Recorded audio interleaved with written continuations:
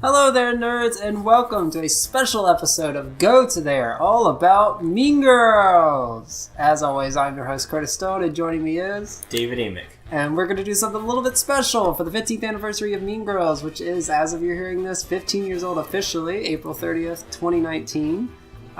We both really love this movie. I think we just have an infatuation for it, being Tina Fey fans, and just sort of... I mean, we were definitely older than the targeted audience for it when it came out. I wasn't. I was actually a junior in high school when this movie came out, so I was comparatively. It was right on target for me. Yeah. Well, by this time, okay, so it comes out 2004. You're a junior in high school, so you are the actual age of the characters. Yeah. Well, the actors are a little bit older than the characters, but the characters are juniors in high school. I had graduated the year before, so I'm out of high school, but I do... well, I guess we will just hit the real quick specifics of directed by Mark Waters, who, as far as I can tell, I don't think he's done anything else that I've seen. His previous work from this was Freaky Friday, which obviously he worked on Lindsay Lohan with. So in this, we've got Lindsay Lohan, Rachel McAdams, Lacey Chabert, Amanda Seyfried making her debut, Lizzie Kaplan, Daniel Franzese, Jonathan Bennett, Tina Fey, Tim Meadows, Amy Poehler, Anna Gasteyer, Neil Flynn, just a ton of people in this, either from SNL or around that same improv group that Tina Fey come out of, Second City. Just a ton of people in this movie. A perfect high school movie, I think, of the early aughts. I would honestly, I know you haven't seen this movie because you're a monster and you have bad tastes, I guess, but I would put this up there with The Breakfast Club in terms of just being a fantastic high school movie, a growth movie. I think it is super subversive in what expectations are of a high school movie as well as what you expect from this movie. I've seen this movie a dozen times and I still kind of forget some of the stuff that happens just because it doesn't go exactly where you think it's going to go every time. I think it's a lot of fun, and it sort of plays with tropes a lot. And it holds up very well, I would say, in 2019. Oh, absolutely. I mean, there's some stuff that is kind of like... Well, I mean, some of it is of its time. Right. It, as a whole, it holds... Like, a lot of the jokes still hold up well. Yeah, yes. And, I mean, just the overall message, honestly, is still...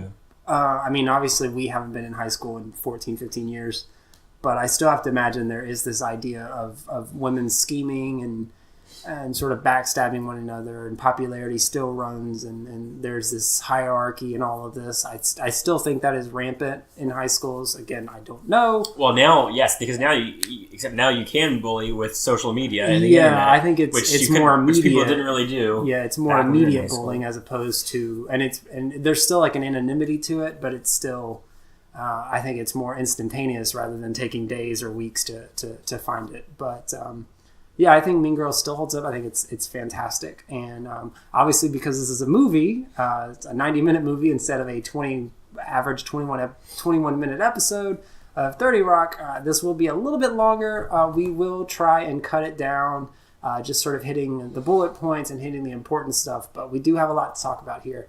So any final thoughts before we get started? Yeah. Anything else you want to talk about? Yeah, a couple things actually. Okay. So when did you first see it? Like right when it came out in movie theaters? Oh yeah, like after it went to the history. DVD? So 2004, I was in my very early. Everything is dumb and popularity is stupid. Like I was just a very dumb. I was almost scene kid, but not full on committing to the scene kid motif, just because I was poor and didn't have the money to invest in all of that jewelry and all that fun stuff that comes with it. But I do remember seeing trailers for this and being like, I think the marketing for this movie was off. I don't think it was right for what it was actually trying to say, what the movie is about. Obviously, you know, it was on about it being a high school movie, but I think it was all presented in this like really pink and bright and bubbly that it masked the underlying themes of what it really was trying to say in the actual movie. So I was kind of rebellious to it. I didn't really want to watch it. But I did eventually get around to it. And this was 2004, so this is around the time I started working at the movie theater. So I just thankfully got to watch it for free. So I did eventually get to see it. And this was also the last VHS that I ever bought. So that also dates me as well as technology. I remember being in FYE And I was with my mom at the time, and she was like, "Did you see anything you wanted?" And I was like, "Oh yeah, Mean Girls." And VHS was like really on that dying cusp of just like we're gonna stop selling these eventually. So I was like, "Yeah, Mean Girls," and then I went home and watched it again and re-loved it. So I was cynical, but I'm honestly what sold it is because at this time Lindsay Lohan was in her like to me insufferable phase. You know, Freaky Friday. She was the Disney kid. This was her first post-Disney film she had done. You know, she was the bubbly Disney star. She was, you know, super clean and blah, blah, blah. But being a big fan of Tina Fey, I was like, I pretty much have to see anything Tina Fey's involved in. And I love Amy Poehler, and she's attached to it, so I'm in. And I was super pleasantly surprised, and I loved it. And what about you? Where'd you fall in love with it? To be honest, I don't remember much about the marketing around it. Like, all I remember is knowing about it and being interested in it and like knowing that I wanted to go see it. And I remember because I saw it in the theaters like right after it came out because I just remember it was around the time like the AP test was coming up or something. So like one of my classes had like a weekend like study whatever session for it. So like a few of my friends we said that we were going to go to like the study session, then after we were going to go see it. So I saw it within a week or two after it came out, and she remembered, like, I mean, it was, like, basically instant classic. Like, I mean, we all loved it. Like, you know, obviously lots of the people at school were seeing it, so, like, everyone was talking about it, and it just, I mean, obviously, like, it eventually grew into, like, I mean, it's amazing how much it still got memed and, like, permeated, like, Tumblr culture, considering it came out a good amount of time before those like were actual things. But I mean, it's still, I mean, you still have people quoting it. Like there are still Tumblrs devoted to putting Mean Girls quotes on top of just like random, all sorts of random things from politics to other movies to just bits of culture to, I mean, all sorts of things. So it still has. I mean, you know, the Broadway musical, which is about to start its national tour, just came out within the past year or two. So I mean, to have such a lasting cultural stamp that almost 15 years later, you can still be a huge hit musical. I mean, I think that's a testament to its cultural impact. But the interesting thing is that this was my really first exposure to anything Tina Fey because I didn't really watch Saturday Night Live. Like, I didn't know. I mean, honestly, like before this movie, I don't even know if I would have known the name Tina Fey or even Amy Poehler or anything like that. That's a shame. I mean, maybe I'd seen Amy Poehler before. I definitely never seen Tina Fey before. I actually, I mean, I didn't really know anything about SNL, even though I guess this would have been after the time that Tina Fey was the head writer, or was she still on it? She would have been on it at this time because she would have been a head writer and on Weekend Update. So she would have had the clout. I mean, obviously that's what helped get this, and then this would also, in addition to that, help get 30 Rock off the ground. So, she was building her name, but she'd been on SNL. I think at that time she would have been on it at least 7 years, probably on the head writer. I think 2 or 3 years at that time. So she was building her brand, but to be able to get a movie off the ground and being a head writer of SNL without anything else beforehand is pretty remarkable. Honestly. Actually, the only episode of SNL I've ever actually seen live was, strangely enough, the infamous Ashley Simpson screw up episode. Like that's literally the only one I've ever seen live, and like it was just so funny that was the one. It was because it was sometime like I just remember it was during college. Like it was, I guess I was home on some sort of break, and I remember because my sister was there, and it was like we were up late on a Saturday night, and it was just whatever, and we're like, oh, we'll just put on SNL, and it was that episode with Ashley. And I just remember watching it, and like Ashley Sims did her thing, like there was the malfunction with the backing tape, and she jigged off, and we were just like, what just happened? And like, of course, it blew up into that scandal. But anyway, before I digress too much, and also this is produced by Lorne Michaels, so she's also got an in when he's kind of producing a lot of stuff. But he's still producing stuff to this day.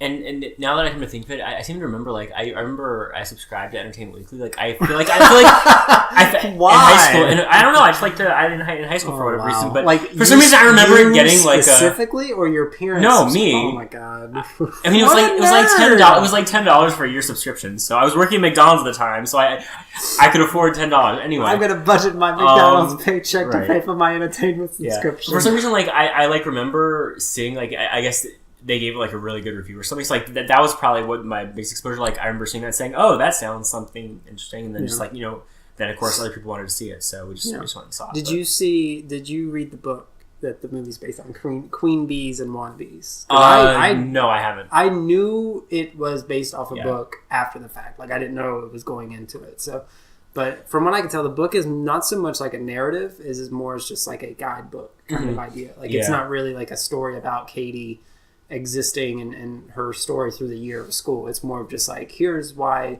Mean Girls exists, and here's like steps kind of thing. Yeah, it's one of the things where I think another example is What to Expect When You're Expecting, where it's like the book is just like a straightforward nonfiction guide, but it was adapted into a fictional story with an actual narrative arc. Yeah, which obviously Tina Fey did the screenplay for this, so she was pulling off the idea, which I think there's some trivia about, like, she sort of wrote herself in a corner because she was basing it off of a guidebook. There was no narrative in place, so she has to create everything and how these characters interact and how they get from point A to point B and C and D and all that stuff. So, but I mean, obviously, she did a fantastic job. Yeah. I don't think, like, we just watched it before recording, and I still think even knowing the jokes that are coming and the plot points and all of that, it's still. I don't think there's a dull moment in this movie. I think there's no wasted moment. I think everything is flowing from point A to point B perfectly. I don't think there's anything that can be taken out. Or it's just it's pretty tight. Yeah. I mean, other than just like some stuff that's just like of its time, there's nothing in this movie that's really problematic. Honestly, I think it's still poignant. I think it's great. I think it still holds up 15 years later. So, anything else before we hop into it? All right. So the movie opens with Katie, aka, or I guess Lindsay Lohan, aka Katie / Caddy, as she's sort of often called throughout the movie. Which is funny, like near the end, Lizzie Kaplan actually calls her by Katie, because at the beginning of the movie she says, "I'm going to call you Caddy," like as a friend gesture. Yeah. But when they're having it out and she's calling her the mean girl, she's calling her by her real name, and I think that's her dropping the facade of like, well, we're not friends anymore, so I'm going to call you by your... And I think that was just a nice touch, because every other time through the movie she's calling her Caddy. And then when it's like, all right, we're not friends anymore, you're Katie and you're a bitch. Like, I thought that was just a small touch. And at first, when I first saw it, I was like, oh, she forgot to call her friend name. I was like, I get it now. There's growth here. It's a writing trick. And there's moments happening. But Caddy is giving us the backstory. And the backstory is her and her family used to live in Africa, and now her mom has got a job in the States as where's it? It's Stanford, I think. No, at Northwestern. So they're in a suburb of Chicago. Yeah. So they had to come back to America, and now, despite being homeschooled for the first 16 years of her life, now she actually has to go to a real school, and it's her explaining how she got to that point, as well as what the expectation of a homeschooled kid is. And I got a couple stories about homeschooled kids I can talk about, but we'll let Lindsay Lohan explain her side of the story real quick. I guess it's natural for parents to cry on their kid's first day of school, but this usually happens when the kid is 5. I'm 16, and until today, I was homeschooled. I know what you're thinking. Homeschooled kids are freaks. XYLOCARP, silent carp. Or that we're weirdly religious or something. And on the 3rd day, God created the Remington bolt-action rifle so that man could fight the dinosaurs and the homosexuals. Amen. But my family's totally normal, except for the fact that both my parents are research zoologists and we spent the last 12 years in Africa. I had a great life, but then my mom got offered tenure at Northwestern University, so it was goodbye Africa and hello high school. So it's the first day of school, and Katie is introducing to her classmates, and we meet Lizzie Kaplan, a.k.a. Janice Ian. Fun fact, obviously named after Janice Ian on SNL.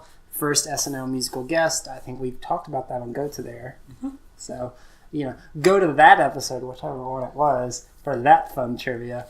as well as Damien, who give them a little bit of the rundown of what the school has to offer. Well, I just wanted to let everyone know that we have a new student joining us. She just moved here all the way from Africa. Welcome. I'm from Michigan.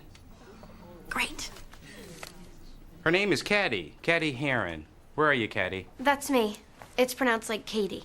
My apologies. I have a nephew named Anthony, and I know how mad he gets when I call him Anthony. Almost as mad as I get when I think about the fact that my sister named him Anthony. Well, welcome, Katie, and thank you, Mr. Duvall. Well, thank you. And if you need anything or if you want to talk to somebody... Thanks. Maybe some other time when my shirt isn't see-through. Okay. Good day, everybody. I feel like that's a very 30 Rock-esque joke. Oh, yeah. Very on point for what we know Tina Fey to be. Yeah. So you mentioned what we wanted to do, just for fun, is do like a sort of, Mean Girls and then where they've come now. Like where are they now? What has Tina Fey done since Mean Girls? Who knows? She fell off. She failed. This was her one shot and she missed it. All right, well, we're going to skip the obvious. Tina Fey, she's done things. Obviously, Lindsay Lohan will go on to this. She would do some bigger things after this. She's on some hard times right now. Basically, Emma Stone has the career that Lindsay Lohan should have. Yeah, Lindsay Lohan was, I think, a couple years earlier than she needed to be in terms of wanting what Emma Stone has. But I don't wish her luck, but get better, Lindsay. Stop calling people pedophiles and saying that they're trying to sex traffic kids in third world countries. Well, it's like Emma Stone did her high school super comedy. Yeah. Well, I was thinking Easy A, but I guess super bad too. But then she actually went to the Oscar stuff. Lindsay had Mean Girls, which should have propelled her to that. But then she kind of got into the drugs and such. She got into the bad. Well, she got mixed up with like all the Paris Hilton stuff. Oh, that's true. And just fell in. Yeah. I mean, as cliche as it sounds, fell in with the wrong crowd. Lizzie Kaplan would go on. She would do Party Down. She's just sort of been like a character actress. Yeah. She's done a ton of stuff. So most notably probably Masters of Sex, which she got an Emmy nomination for. Oh, good for her. I'd say that and Party Down are probably the most prominent. Yeah, Party Down's good. If you haven't seen it, please check it out. It's pretty good. Yeah, It's in that same vein of like Arrested Development, Office style. It's not so much a mockumentary, but it's just these characters existing. Super fun show. Yeah, and Daniel Franzese has done a couple things here and there. He did a guest arc on Looking on HBO. Yeah, sadly, and he was on canceled before its time. Yeah, and he was on the Freeform show Recovery Road, which is one of those shows that it was sort of in the Foster's vein. It was about like a rich girl who gets into like drug trouble or something, so she has to go to a treatment center, and he plays one of the. Didn't we watch a couple episodes of that? That sounds familiar. You were watching it, and it was just in the background. Yeah. And I feel like I remember that. That was one of those shows that they canceled after one season, but really like it was higher rated than a lot of the shows they have now. So it was just really like it was that era, I guess, when networks were still canceling shows pretty fast. They've gotten a lot more conservative since then, but it was a pretty good show. Like it was the sort of thing where if you like the Fosters, like you would probably like that show too. Yeah. But anyway, well, speaking of Freeform, Mean Girls 2 does exist. I forgot and about it was that. a direct TV sequel. I can't speak to it. I don't imagine it's very good. There's a reason we don't reference it anymore or at all. So there's probably a reason. The masochist in me wants to watch it and make you watch it, but I feel like... Is there when you hit by a bus? Probably. Then I'll watch it. Probably, but I don't hate myself enough to watch it, so... and then Tim Meadows would go on. Well, Tim Meadows, I don't want to say he peaked, but Tim Meadows more famously comes from SNL and has done like character bits in movies more than... I don't think his career has necessarily stagnated, but he's been on the Goldbergs for a few seasons playing. And he's on that. He's in the spinoff, right? Schooled? He's in that. Maybe I only watched the first episode and I didn't. I'm pretty sure. I don't really remember. Sure. He might have been because I think he was the principal or assistant principal or something. So it would make sense that because I think Goldbergs obviously takes place in the 90s, or excuse me, Goldbergs takes place in the 80s. School takes place in the 90s, so I know some of the staff from the Goldbergs like moved to the spinoff. Yeah, so. I'm pretty sure he's in that. Yeah. So I mean, he's consistently working. Yeah. And then we'll get to Rachel McAdams, Amanda Seyfried, and Lacey Chabert as we go on. As they come up, Yeah. So, what else we got going on? Well, it's also funny, like, it never really goes too much, at least not outside of the subtle, but there's clearly something between the principal and Tim Meadows and Tina Fey's character. Obviously, he's crushing on her. She's, like, at least not, disgusted by him. So, like, there's sort of, like, this budding romance that is happening throughout, or at least, like, these flirtatious moments that happen throughout, but never really go too far. The ending sort of sets up like maybe they're together, or at least they're friendly enough to start dancing with one another, but it never really goes anywhere. It never really becomes a big plot point throughout. But then we get I always like, I hate cliques, I should say that. I hate cliques, but I like cliques in movies and TV shows because they're always so transparent. They're always very by the books of like jocks, nerds, blah, blah, blah. But I like the breakdown of the jocks in Mean Girls. I like they're very on the nose. Like you have the varsity, the JV, the black pretty people, the Asian nerds, and like the Asian pretty people. The Asian pretty people. Like there's just so many like stereotypes out there that it's just like. Well, it was like it treated it more as like a more complex, like instead of just like the jocks and the nerds. And and it sort of plays to the strength of like Lindsay Lohan's character in this. The way she's viewing these people isn't as stereotypes. She's viewing them as what's the word I'm looking for? Like a zoological idea. Like she's viewing them as like packs. Anthropological. Like the lions have their territory, the elephants have their territory, the hyenas have. So she's viewing these people not as. This is going to sound bad. She's viewing them almost as animals as opposed to people. Like they're in their pack, so it's like it's fun. Like, and there's these running gags throughout the episode or the movie where she's like, "How would this go down in the world of animals versus the world of people?" And it's just in the world of animals, it's just chaos. It's obviously survival of the fittest. Whoever's the strongest survives idea. But she has to convince herself and remind herself like she's not in the world of animals anymore. She's in the world of people and. It is the strongest survives, but how you become the strongest is a different mindset. Well, but even so, but they still, the animal world still functions as a metaphor for right. But I mean, like, school. It's more mental than physical in the people world versus the animal world. In the animal world, it is like literally whoever's the strongest physically will survive, rather than in human world, it's mental. Who's ever the mentally strongest for the most part. Or can play the game. Or just the prettiest. Or they're just the prettiest, yeah. But we get Lizzie, Kaplan, Janice, and Damien introduce themselves to Katie for the first time. Is that your natural hair color? Yeah. It's gorgeous. Thank you. See, this is the color I want. This is Damien. He's almost too gay to function. Nice to meet you. Nice wig, Janice. What's it made of? Your mom's chest hair. I'm Janice. So question, Hi, I'm Katie. Is Janice calling Damien too gay to function a projection of her insecurity about Regina George? Like calling her a lesbian for all those years? It could be read that way. Because he never officially outs himself and he's never officially admitted that he's gay in the movie. It's kind of based on stereotypes of admitted and just accepted that he is the gay best friend, but it's never fully accepted or addressed that yes, he is a homosexual. So I guess like her saying that, or like I think it's more just like they're friends and so they can joke about it that way. Well, like I know it's a term of endearment, but like it comes up a couple of times in the movie. Like she says something about like, oh, he's outgayed himself this time or something like that. Yeah, and, like it's almost like I don't know.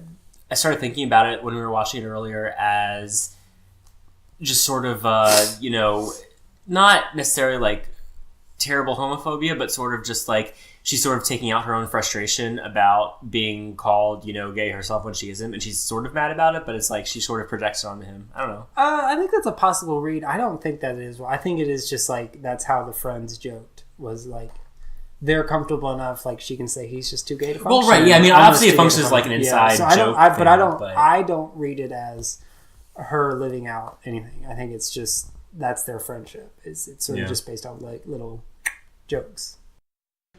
Do you guys know where room G14 is? Health, Tuesday, Thursday, room G14. I think that's in the back building.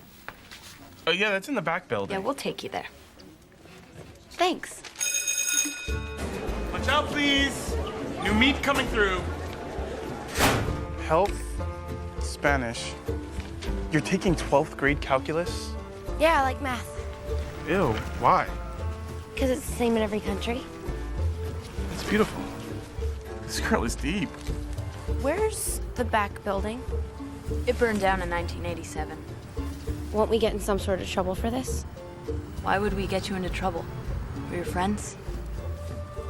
I know it's wrong to skip class, but Janice said we were friends, and I was in no position to pass up friends. I guess I'll never know what I missed on that first day of health class.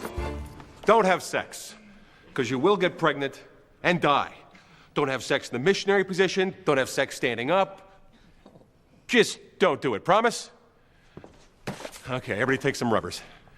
Why don't they just keep homeschooling you? They wanted me to get socialized. Oh, you'll get socialized, all right. A little slice like you. What are you talking about? You're a regulation hottie. What? Own it. How do you spell your name again, Caddy? It's Katie. C-A-D-Y. Yeah, I'm gonna call you Caddy. And now we meet the Plastics, who are respectively Regina George, Rachel McAdams, Gretchen Wieners, Lacey Chabert, and Karen Smith. I hope I got all of those right. Amanda Seyfried. And I like their descriptions that they get. They're kind of just perfect. In the name of all that is holy, will you look at Karen Smith's gym clothes? Of course, all the Plastics are in the same gym class. We're the Plastics. They're teen royalty. If North Shore was Us Weekly, they would always be on the cover. That one there, that's Karen Smith. She is one of the dumbest girls you will ever meet. Damien sat next to her in English last year. She asked me how to spell orange. That little one, that's Gretchen Wieners. She's totally rich because her dad invented toaster strudel. Gretchen Wieners knows everybody's business. She knows everything about everyone. That's why her hair is so big. It's full of secrets. Hey, what's happening? And evil takes a human form in Regina George. Don't be fooled, because she may seem like your typical selfish, backstabbing, slut-faced hoe bag, but in reality, she is so much more than that. She's the queen bee, the star. Those other two are just her little workers. Regina George. How do I even begin to explain Regina George? Regina George is flawless. She has 2 Fendi purses and a silver Lexus. I hear her hair's insured for $10,000. I hear she does car commercials in Japan. Her favorite movie is Varsity Blues. One time she met John Stamos on a plane. And he told her she was pretty. One time she punched me in the face. It was awesome. So I want to focus here because I think that Rachel McAdams and Amanda Seyfried's performances are probably my 2 favorite in the movie. And that also, it's also like for both of them, it's the only performance I think they've ever given like that. Like they both played a lot of they've done comedies here and there and lighter stuff, but this is, I don't know, just like it's much different from any other roles they've ever played, and like they both like do it like so well. Like they totally saw the characters. Like basically every line that Karen has is hilarious, and like Regina is just like a great. I mean, I don't want to say love to hate because you don't even necessarily like hate her, but it's just like, you know, she just gives like, I mean, she completely like gives like a strong embodiment of that character. Yeah, I like as the movie went on, like she's not stupid. She's not a stupid mean girl. She's a smart mean girl, but she also is kind of ignorant. Like she makes small mistakes. She does, you know, small things, but she's at the point she is with being a mean girl because she's very good at manipulation. So obviously she has some sort of intelligence. And then the whole twist that comes at the very end regarding the burn book, like we're expected to believe the picture that she's posting is going to be of Katie, and then when she turns it around, she posts a picture of herself. She obviously is very smart, but she just makes small dumb mistakes throughout the movie that are kind of like, well, she is like a rich spoiled girl, but she's not dumb. She's just so comfortable that she might miss some things because of that. Yeah. Well, she's super manipulative, and I think the reason why that kind of twist works so well when she puts herself in the burn book is because like over the, you know, the however long before that, like she's slowly like been driven out of her queen bee spot. She's gone like become more disheveled and crazier. And it's like, but it's like still that moment's like, oh wait, like, you know, she's still Regina George. Like she still is really clever and can pull out, you know, a move to, you know, just change everything in her favor, even when it seems like, don't ever count her out because she can still come through. Yeah. So, fun fact, Amy Poehler, at this time of the movie, she would have been 32, and Rachel McAdams, in the making of this movie, I think would have been... I think there's like a 7-year difference between the actresses. I was kind of thinking because, everyone's playing much older than, or much younger than they are. They're all in their 20s, the actors and actresses that are playing these roles. They're much older than the actual characters themselves. Yeah, there's a 7-year difference between Rachel McAdams and Amy Poehler. And so Amy Poehler is playing the mother of Rachel McAdams. And she does a fantastic job. And the few moments that Amy Poehler is in this movie, we'll get to her in just a little bit, but the few moments she's in this, she steals every scene. She's the best. I love Amy Poehler. I will die for Amy Poehler. There's nothing I won't do for her. But while we're here, I guess we should talk about their careers with the Rachel McAdams obviously has, she had a great year in 2004 because Mean Girls came out, and a few months later, The Notebook came out. Yeah. So there was 2 back-to-back, just huge movies, totally different roles. 2 separate different movies. Yeah, totally different roles. Both movies were extremely successful, and she kind of went straight into, A-list territory. She was extremely well known. Man, The Notebook got me. I hate to admit that movie got me because I knew I went in completely blind, and for the bulk of it, I was just like, this is kind of ho hum, romantic, whatever. Yeah. But when it starts wrapping up, I was like, I didn't full on weep, but I was just like, oh man, that did not see that coming. It was super well done. I think Nathan Sparks has kind of milked that way too much. Nicholas Sparks. Whatever. Nicholas Sparks. He's milked that kind of incessantly. But I think Notebook was really good. I do think, I don't know how well it holds up, but I think at that time it was kind of a great movie. Yeah. So. Yeah. But since then she's done a million more movies. She's gotten at least 1 Oscar nomination for Spotlight. Okay. I think, but she's done a lot of obviously big. She's the biggest of this movie. Yeah. She's the biggest star that has come out of it. Yeah. Amanda Seyfried obviously has done Mamma Mia. Mm-hmm. She did a Nicholas Sparks movie with Channing Tatum. Yeah. The Love Letter. Dear John. I think. Yeah. And now she's kind of moved into more serious drama roles. She was in First Reformed. Which came out last year. It was actually really good in it. I think that's the sort of movie that was so small it didn't get a ton of attention, but if it would have gotten more attention, she gave a great performance in it. Yeah. But so she's moved on to more indie and dramatic stuff for the most part. Lacey Chabert does Hallmark movies, I think. Which not to knock it because those movies are super popular around the holidays. They're cheap to make and they do well enough that they're fine. I think my memory of Lacey Chabert was she was the original Meg on Family Guy. Oh, really? She got replaced midway through production season 2 by Mila Kunis. Oh, okay. So I'm not sure if it was just she didn't like doing the role or if it was a contractual dispute. I'm not entirely sure. But they've poked fun of that over the course of the series. There's an episode where 10 seasons deep they do a back episode where they're traveling back in time. And they go back to the pilot episode, and they're listening to Meg character speak, and they're like, Meg sounds different. And Stewie is like, yeah, she sounds like someone who's going to make a really big mistake in their career. Which my Family Guy was before Mean Girls, so obviously Lacey Chabert. Well, Lacey Chabert started on Party of Five, and then would go on to Family Guy. Okay. So I think she was the youngest sibling on Party of Five, so she would do that. She would do Family Guy. I assume it was some sort of contractual thing. Then she would do Mean Girls, and then she's gone on to do Hallmark stuff, and I'm sure other things. I don't want to discredit her career. Yeah, I haven't really been following her. Yeah, so. I think I first knew her from the Lost in Space remake. God! Yeah, she played the Netflix one or the... No. It was the movie that came out in it would have been a few years before Mean Girls, but she played the sister. 2001, I think. Sometime around that. Yeah, I think that was what's his name? Joey from Friends. What's that actor's name? Matt LeBlanc. I think that was his first big movie. No. The one with the monkey was his first big movie.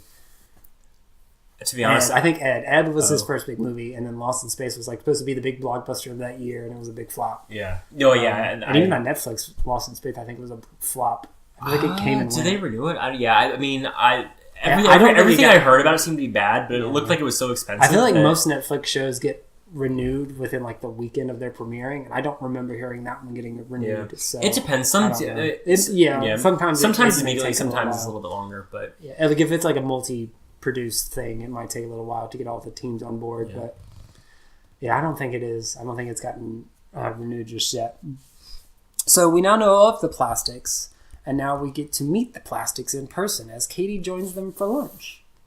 Oh, but before we set this up, this joke of buttering your muffin had to get changed to make sure the movie got a PG-13 rating. There's a lot of stuff that had to get in here to get changed to make sure it wasn't an R-rated film. But originally, the character of Jason asking her, is her cherry popped? Oh. So they had to change it as your muffin buttered. So Hey, we're doing a lunchtime survey of new students. Can you answer a few questions? Okay. Is your muffin buttered? What? Would you like us to assign someone to butter your muffin? My what? Is he bothering you? Jason, why are you such a skis? I'm just being friendly. You were supposed to call me last night. Jason, you do not come to a party at my house with Gretchen and then scam on some poor innocent girl right in front of us 3 days later. She's not interested. Do you want to have sex with him? No, thank you. Good. So it's settled. So you can go shave your back now. Bye, Jason.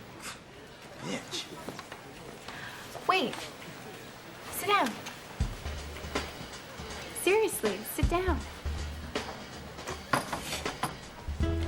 Why don't I know you?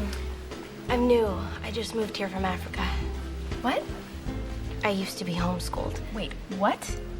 My mom taught me at home. No, I know what homeschool is. I'm not retarded. So you've actually never been to a real school before? Shut up. Shut up! I didn't say anything. Homeschooled. That's really interesting. Thanks. You're like really pretty. Thank you. So you agree? What? You think you're really pretty? Oh, I don't know. Oh my god, I love your bracelet. Where did you get it? Oh, my mom made it for me. It's adorable. Oh, it's so fetch. What is fetch? Oh, it's like slang from England. So if you're from Africa, why are you white? Oh my god, Karen, you can't just ask people why they're white. Could you give us some privacy for like 1 second? Yeah, sure.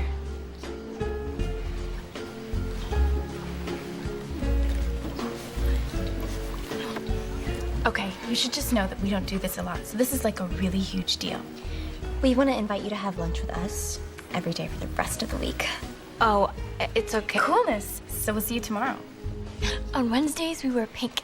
So Rachel McAdams' expressions are amazing in the lunchroom scene. Because like when she's saying all those things to Katie, it's like her voice sounds sincere, but like her face, it's like it's like a level where you can tell she's being a little mocking and condescending, but like it isn't like so much that she's being overtly so like, you know, it comes across as someone. Right. It's just like you can see in her eyes that like, you know, she's doing everything for a purpose and it's not very sincere. Yeah, and we as the viewer who pick up on that know that, but as we're supposed to be Katie in this role, who's been homeschooled, who doesn't know exactly sort of the finer social stuff of how you pick up on Mean Girls and stuff like that, she's oblivious to it. And I think the big takeaway next to fetch of this scene is when Rachel McAdams' character says, "You're so pretty," and Lindsay Lohan's response is, "Thank you," which is a normal response that you would give if someone compliments you like that. And then Rachel's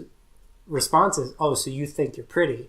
Like that's giving her this ammunition to be like, "Oh, well, now I can use this against you." And it's just, it's so terrible, it's so vindictive, it's so bad, but it's also like it's fun character. Yeah. Like it's a terrible way to act as a person, but it's fun just seeing this in a character. Yeah. Also, the clothes are really interesting in the scene because most people in the cafeteria dress normal high school kid clothes. Mm-hmm. Katie is wearing a big old flannel shirt because she doesn't know much about fashion. I mean, it looks good on her, but she, in general, like it's not what you would think of as typically fashionable. Yeah, she's meanwhile, Regina is wearing. She looks like she's about to go work at her office job. Yeah. She's wearing a power suit, but it kind of like also exemplifies though she's in a position of power over this group and everyone in the school. Yeah. So it's like it did kind of sound to me like, oh, she looks like she's going to a job, but in a sense of she is the most power. Like, I mean, she's dressed in like power clothing and she is in a power position, so it kind of works. But it's also fun. Like they never like it's clear that she is she's not necessarily the most popular in terms of like people like her, but she's popular in that she's the most known and the most feared. But it's also like their clique is 3 people. It's no bigger and it's no smaller. It's always 3 people. And I noticed that in previous viewings, but here I was really paying attention to it, and I've always wondered, there has to be a reason why it's never grown or shrunk. You know, like clearly Regina is the head bee, so Karen and Gretchen need a leader. But is there a reason why they haven't added a 4th before Katie? Or if they have, where does that 4th ever gone? Or, you know, was the group at one time larger and more than 3 people? Or has it ever been like, I'm really kind of curious how like Karen and Gretchen and Regina all sort of became a clique, you know, like was it because they're just all rich and popular? You know, like, well, Gretchen has in terms seemingly the most money because like her father invented toaster strudels. So I imagine he's like a bigger money maker than Regina's dad, who we don't know anything about. Well, all we know about them is they have a huge house. They have a gigantic house. So I don't know. Like, there's part of me that just wants to know, like, what's the origin of all 3 of them? Like, how did they become friends, and how did they like? Because if they're all manipulative and backstabbing, how have they coexisted for so long without like destroying one? So here's how I worked out in my mind. Okay. So in middle school, they didn't know each other yet. Regina was best friends with Janice, and so my take is in middle school, Regina and Janice were kind of like the it girls, but it's middle school, so it's not really the same kind of like mean girl structure as in high school. Mean girl so they get to high school. So they get to high school. Regina is extremely good looking, extremely rich, so she's naturally going to be at the top of the hierarchy. So she gravitates towards 2 other girls who are also very, you know, good looking and very rich.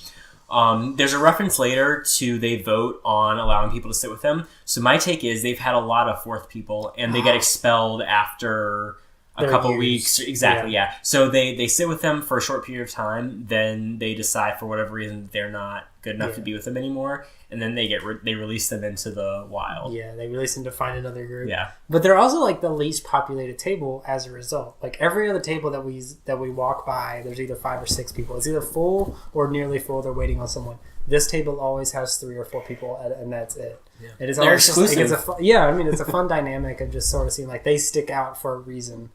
But yeah, I've always liked that. It's fun. But yeah, Rachel McAdams is the best in this movie, I think, just in terms of acting, subtle acting, playing the part. I think she does the best job. Yeah. But now that this is one of my favorite bits. But now that Katie has an in with the plastics, Janice realizes there's some way that we can get back at Regina, and we still haven't learned why Janice is so torn. No, we do know at this time. Or we haven't. We just know that she hates her, but we don't know. We don't know the full reason why Janice wants to. Why Janice would want to get back. It's good foreshadowing, but unless you know, you don't. Yeah. So we go to the girls' bathroom. Oh my God! Okay, you have to do it. Okay, and then you have to tell me all of the horrible things that Regina says. Regina seems sweet. Regina George is not sweet. She's a scum-sucking road horse. She ruined my life. She's fabulous, but she's evil. Hey, get out of here! Oh my God, Danny DeVito, I love your work. That's probably one of my favorite scenes because it's just so like, random. It's so but good. It's so good. Yeah, like he's so confident and comfortable in the girls' bathroom, and like to just diffuse the situation. It's just like, oh, you're Danny DeVito. I love you so much. You're so cute. Which Danny DeVito is adorable, and as far as I know, he's not problematic. So yes, I've heard that he and Rhea Perlman do a lot of good work. Yeah. So yeah, that's such a weird coupling for me. Really? Yeah. Well, yes and no. Yes, because they're perfect for each other because they're both kind of like weird characters, but it's like, I don't know. It's just, I mean, they've been together for 20 plus years, and the only time I think we've seen them on screen together was Matilda, right? I don't think they've. That's one thing I can think yeah. of. I don't know. It's such a weird power. It's the weird power couple is maybe a better way to think of it. Yeah. I don't know, but Danny DeVito's adorable. He's great. Why do you hate her? What do you mean? Regina, you seem to really hate her. Yes. What's your question? Well, my question is, why? Regina started this rumor that Janice Damien! Shall we not? Now, look, this isn't about hating her, okay? I just think that it would be like a fun little experiment if you were to hang out with them and then tell us everything that they say. What do we even talk about? Hair products. Ashton Kutcher. Is that a band? Would you just do it, please? Okay, fine. Do you have anything pink? Yes. And I guess like we mentioned it sort of in passing, but like Lindsay Lohan really is like a socially inept person, but she still takes to going from a homeschooled kid to, you know, a public school kid very well. You know, like she still has like some idea of like social norms for the most part, and I guess that is maybe like a credit to her parents. Like her parents probably helped, because it seems like they're not like religious fanatics, so like it seems like they have some sort of normal understanding of, or not normal is kind of a bad word to use, but understanding of like social hierarchy or just like normal social etiquette of how you act around people. Did you grow up knowing any homeschooled kids personally? I don't think so. I'm trying to think, like, I played on soccer teams where there must have been someone at some point who played on there who was homeschooled, but not that I can remember. Mm-hmm. I mean, I do have story. I mean, two of my best friends the whole family we know were homeschooled. Some more than others, just as the family went along. Some more as the younger kids grew up, they were starting public school. But one of our best friends grew up in a homeschooled environment, and I actually met him around the same time this movie came out. We met him around 2004, and it was like a very jarring experience, and it was a comical experience because at the time our little clique of friends had never met anyone who was homeschooled, or at least if they were homeschooled, they didn't have the social standing or the social misunderstanding that he had. Like, he just didn't know basic social etiquette. He didn't know, like, it's okay to laugh at someone, or it's okay to, like, make jokes about your friends. Like, if your friend does something funny, you sort of poke fun at it, you make fun of it. Like, it was just, like, he just didn't read it. But yeah, it's just, like, so it was always just really jarring seeing someone like that come into the world. And, like, as we know them now, I mean, if you showed them a picture or a video of themselves acting how they were 10, 15 years ago to what they are now, like, they're completely different. They've changed a lot. And they did grow up in a religious household of being homeschooled. So there was a lot of ideas also in terms of where they stood on just sort of, you know, political or ideological. Or just, killing the homosexuals. Yeah, I mean, like, there was a lot of things that were very, like, taboo or questionable about them. So it's interesting to see that change and to see that dynamic happen over the change or over the course of the years. It's really fun.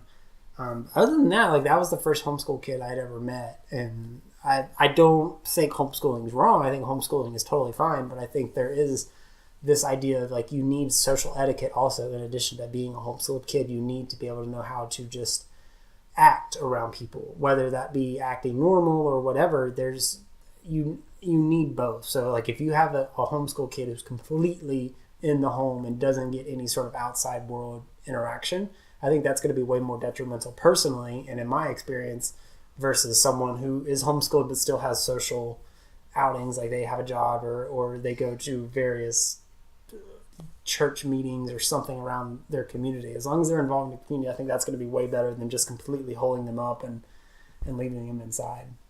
But enough of my soapbox. Yeah. We get the crush of Aaron Samuels, who's played by Jonathan Bennett. Yeah, who, in addition to Damien, has also come out since this movie. Well, as an actor, yes. Not in the movie. Not in the movie. Yeah. As a not an actor, as a person. As a person. As an actor, he plays gay. As a human, he plays straight. Yeah, and I would say, what has he done since then? Yeah, I think he's done like bit parts on like the CW. He hosted some Food Network show like Cake Wars or something. Yeah. He's gotten regular work, but I don't think. Also, he was in the Thank You Next Mean Girls homage Ariana Grande video. God. Oh, that's right. I guess that is the most topical thing that's come out about Mean Girls since this has been Ariana Grande doing that. Yeah. I don't like her. But now we're at the Plaxis table for the first time. Well, the first time since Katie's officially part of the Plastics. Having lunch with the Plastics was like leaving the actual world and entering Girl World. And Girl World had a lot of rules. You can't wear a tank top 2 days in a row, and you can only wear your hair in a ponytail once a week. So I guess you pick today. Oh, and we only wear jeans or track pants on Fridays. Now, if you break any of these rules, you can't sit with us at lunch. Well, I mean, not just you, like, any of us. Okay, like, if I was wearing jeans today, I would be sitting over there with the art freaks. Oh, and we always vote before we ask someone to eat lunch with us, because you have to be considerate of the rest of the group. Well, I mean, you wouldn't buy a skirt without asking your friends first if it looks good on you. I wouldn't? Right. Oh, and it's the same with guys. Like, you may think you like someone, but you could be wrong. 120 calories and 48 calories from fat. What percent is that? 48 into 120? I'm only eating foods with less than 30% calories from fat. It's 40%. Oh, 48 over 120 equals x over 100, and then you cross multiply and get the value of x. Whatever. I'm getting cheese fries. So, have you seen any guys that you think you're cute yet? Well, there's this guy in my calculus class. Who is it? It's a senior? His name's Aaron Samuels. No. No. Oh, no. You can't like Aaron Samuels. That's Regina's ex-boyfriend. They went out for a year. Yeah, and then she was devastated when he broke up with her last summer. I thought she dumped him for Shane Oman. Wait, irregardless, ex-boyfriends are just off limits to friends. I mean, that is just like the rules of feminism. Don't worry. I'll never tell Regina what you said. It'll be our little secret.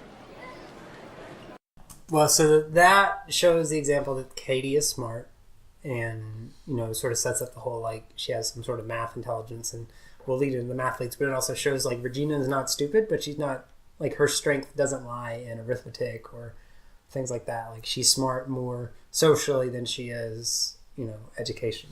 Also, cheese fries are apparently less than 30% calories. Yeah, I think that's also, like, the joke. It's like, I'm not going to eat this chocolate, but I'll go and get a bunch of cheese fries. But it's also setting up, like, Gretchen makes the comment of, you know, if you like someone, you know, you sort of have to check the group first to make sure, like, the group is okay with it before. And obviously is showing, like, there's some sort of infighting in between, you know, of the plastics, and where, like, Gretchen has her, because she's clearly infatuated with Jason, but the rest of the plastics have some sort of stance against him. Yeah, and well, you can also kind of hear that, like, the manual is coming through here, because it's like, you know, people will invent rules and stick to them for the benefit of the group, even if it, you know, suppresses their own personal thoughts. And then that comes back later, and Regina literally says, like, who cares? Those are stupid rules. We make them up. And she's like, well, you gotta stick to them because you made us stick to them. And it's like, yeah, it's until it, you know, benefits or doesn't benefit the person, then it's just like, well, rules are arbitrary anyway and dumb. But Katie admits that she does like someone who has a history with the plastics. But now we get to get in, we're going shopping. Oh yeah, get in, loser, we're going shopping. Yeah, now we get to get in, loser, we're going shopping. And the fashion of the mall scene is funny because it's still, Katie is still getting her bearings because she's wearing the pink Lacoste shirt she borrowed from Damien. And it's like, the other three are very fashionable and put together. She's like wearing this massively oversized shirt, walking around the mall with them. Yeah, like clearly doesn't look like part of the group yet. Like, she's known, all right, on Wednesdays we wear pink. But she just assumes, like, everything's basically got to be pink, where, like, all the other plastic, like, there's, like, a subtle hint of pink to their costumes or their outfits, where, like, it's just a full-on pink polo, oversized. Like, she clearly didn't have anything else pink, so she should have borrowed a shirt. But I like this bit of the movie because it shows where the intelligence of Regina lies, and it's not in her necessarily in her schooling, it's in her social levels and social manipulation, and how she can play, she could pull the strings to her benefit, or at least to her friends' benefits as well. Get in, loser. We're going shopping. Oh my God, there's Jason. Where? Oh, there he is. Oh, and he's with Taylor Waddell. I heard they're going out. Wait, Jason's not going out with Taylor. No, he cannot blow you off like that. He's such a little skis. Give me your phone. But you're not gonna call him, right? Do you think I'm an idiot? No. Waddell on South Boulevard? Caller ID. Not when you connect from information. Hello? Hello, may I please speak to Taylor Waddell? She's not home yet. Who's calling? Oh, this is Susan from Planned Parenthood. I have her test results. If you could have her give me a call as soon as she can. It's urgent. Thank you. She's not going out with anyone. Okay, that was so fetch.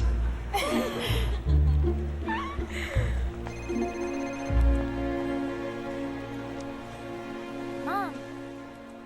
So we get to Regina's mansion. It's gigantic. And we get the introduction of Amy Poehler. I'm going to go back to that last scene just real quick. Like, it just shows like how Regina is really intelligent, but it's so mean. But that doesn't seem to impact that Taylor girl, because she shows up in the rest of the movie just in the background, like, still flirting with that character. So I guess she was able to maybe dispel to her mother. She probably convinced her mom she didn't go to Planned Parenthood. I did not go to Planned Parenthood. There was nothing involved. Like, but this is fun because it's the biggest scene that we have of Amy Poehler, and it just shows like a fun like mom she's not a regular mom. She's a fun mom. She's a cool mom. Like the mom that tries to keep up with her kid more than trying to be like a better parent. I mean, she's not that much. She's only 7 years older than her. Only 7 year difference. So, I mean, it makes sense. Wow, your house is really hot. Your heart is wrong. And also, I like the little sister who, again, like, should be not watching Khaleesi's milkshake video or any of the things she's watching on the TV, but she imitates everything. Yeah, like if Amy Poehler was essentially a better parent, would be like, hey, maybe don't do like you can watch this, but just don't. Well, the milkshake one isn't too bad. When she watched the Spring bad, Break Girls Gone the Wild Girls video, Gone Wild is a little bit too much. But yeah, the little girl looks like she's probably only 10 or 12. Yeah. Like she shouldn't be. She's a plastic in training. Yeah, unfortunately.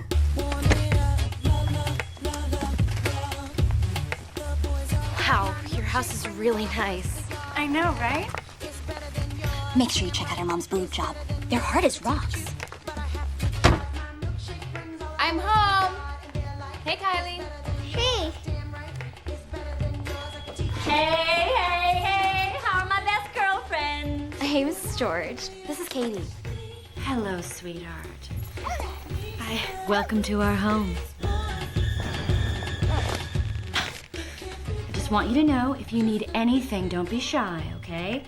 There are no rules in this house. I'm not like a regular mom. I'm a cool mom. Right, Regina? Please stop talking. Okay. I'm gonna make you girls a hump day treat.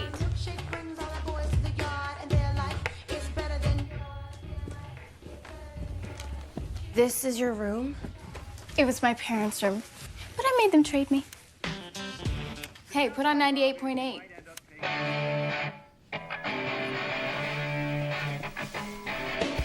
Katie, do you even know who sings this? The Spice Girls? I love her.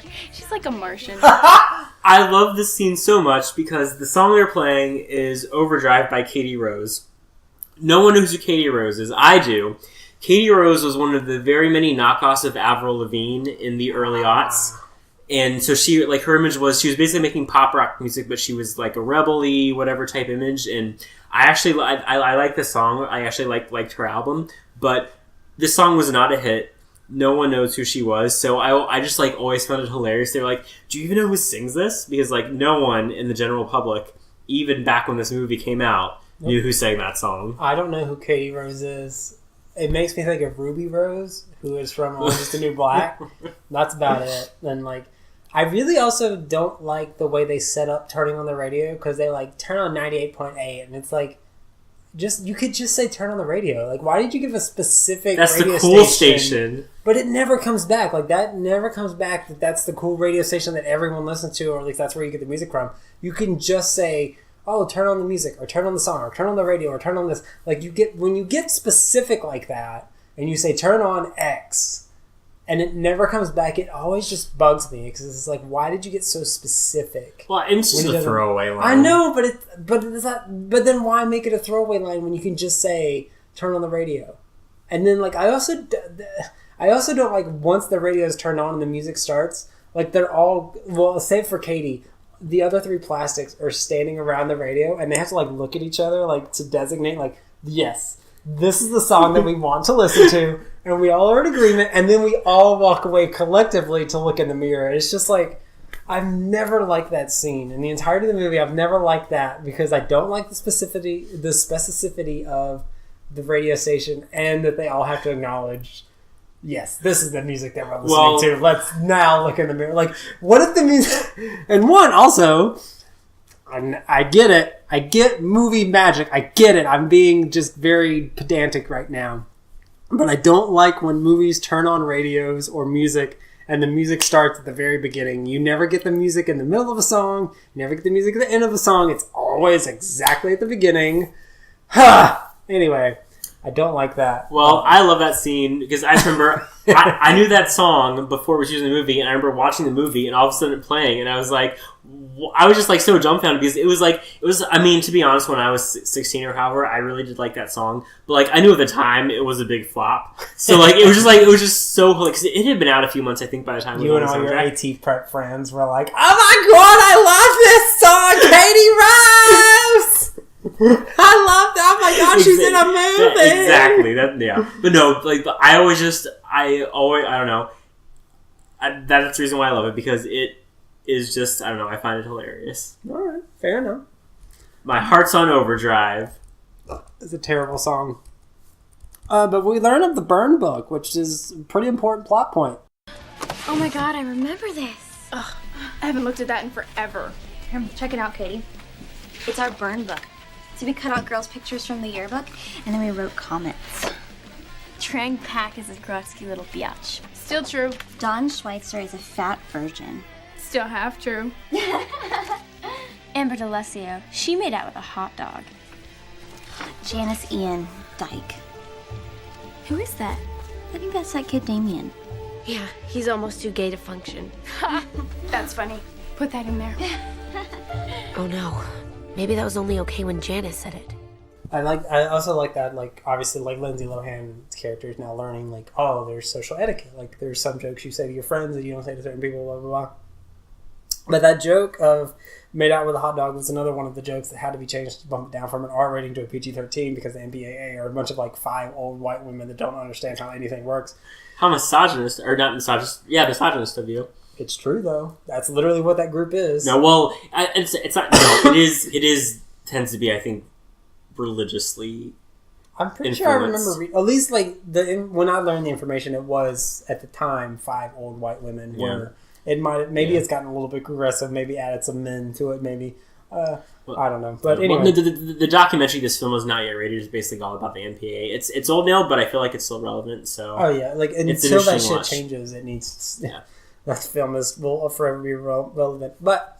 That line had to be changed from masturbated with a hot dog to made out with a hot dog. You know, I thought made out with a hot dog was a little weird because how masturbated with a hot dog makes a lot more sense. Yeah, but you can still get away with it. Or like if you just change the word masturbate. You could now, but 15 years ago, obviously you couldn't then. Yeah. But we now have to get the information back to Janice and Damien, as well as we get a little fun Tina Fey joining in on the fun. And they have this book, this burn book, where they write mean things about all the girls in our grade. What does it say about me? You're not in it. Those bitches. Will this minimize my pores? No. Caddy, you gotta steal that book. No way. Oh, come on, we could publish it and then everybody would see what an axe wound she really is. I don't steal. That is for your feet. Caddy, there are 2 kinds of evil people. People who do evil stuff and people who see evil stuff being done and don't try to stop it. Does that mean I'm morally obligated to burn that lady's outfit? Oh my god, that's Miss Norbury. Oh, I love seeing teachers outside of school. It's like seeing a dog walk on its hind legs. Oh, hey guys, what's up? I didn't know you worked here. Yeah, moderately priced soaps are my calling. You shopping? No, I'm just here with my boyfriend. Joking. Sometimes older people make jokes. My Nana takes her wig off when she's drunk. Your Nana and I have that in common. No, actually, I'm just here because I bartend a couple nights a week down at PJ Calamities. Katie, I hope you do join Mathletes, because we start in a couple weeks, and I would love to have a girl on the team, just, so the team could meet a girl. I think I'm going to do it. Great. You can't join Mathletes, it's social suicide. Thanks, Damien. Well, this has been sufficiently awkward, and I will see you guys tomorrow. Bye. Oh man, that is bleak.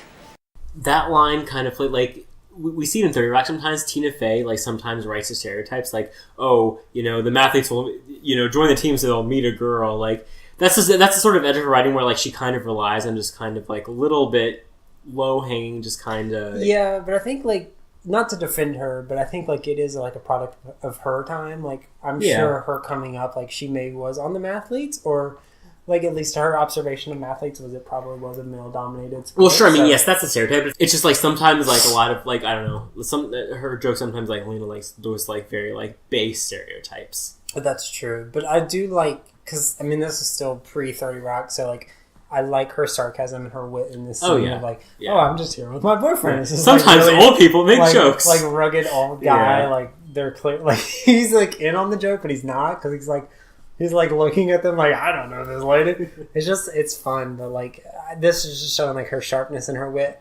And it's still, as many times as I've seen this movie, I always forget that Janice and Damien are not in the same math class. Or they are, they're not in the same math class. We never see them in a math class. So, like, I guess they're in, like, a different class with Katie, and then Katie's in a math class with Aaron. Yeah. Because she's in a senior level calc class. But, like, they all know Miss Norbury, but they're not in the same class with each other. But it's always, like, the classrooms are the exact same setup for the most part, that I'm, like, I always forget that, like, they're not in the same math class together, but they all know everyone well enough, if that makes sense. Like, they all know Miss Norbury, but they're not in the same math class with Katie. Maybe Miss Norbury's their homeroom teacher, because in the scene at the beginning, that's true. She walks in and they're all sitting there. Or maybe they all are in the math class, but they don't interact. No, I think that she must be their homeroom teacher. Oh yeah, because she's definitely in there. Because that's when she walks in. Yeah, and they're in that class when she's introducing to everyone. But obviously, when she's in the actual math class, she's behind Aaron Samuels, and they're not in there. So she must be their homeroom teacher, and that's why. Yeah. Yeah. Okay.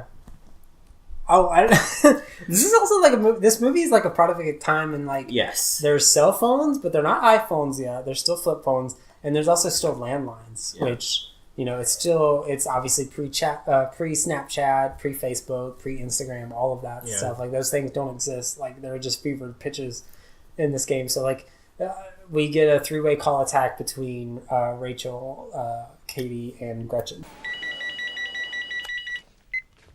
Hello? I know your secret. Oh God, busted. Just start apologizing and crying.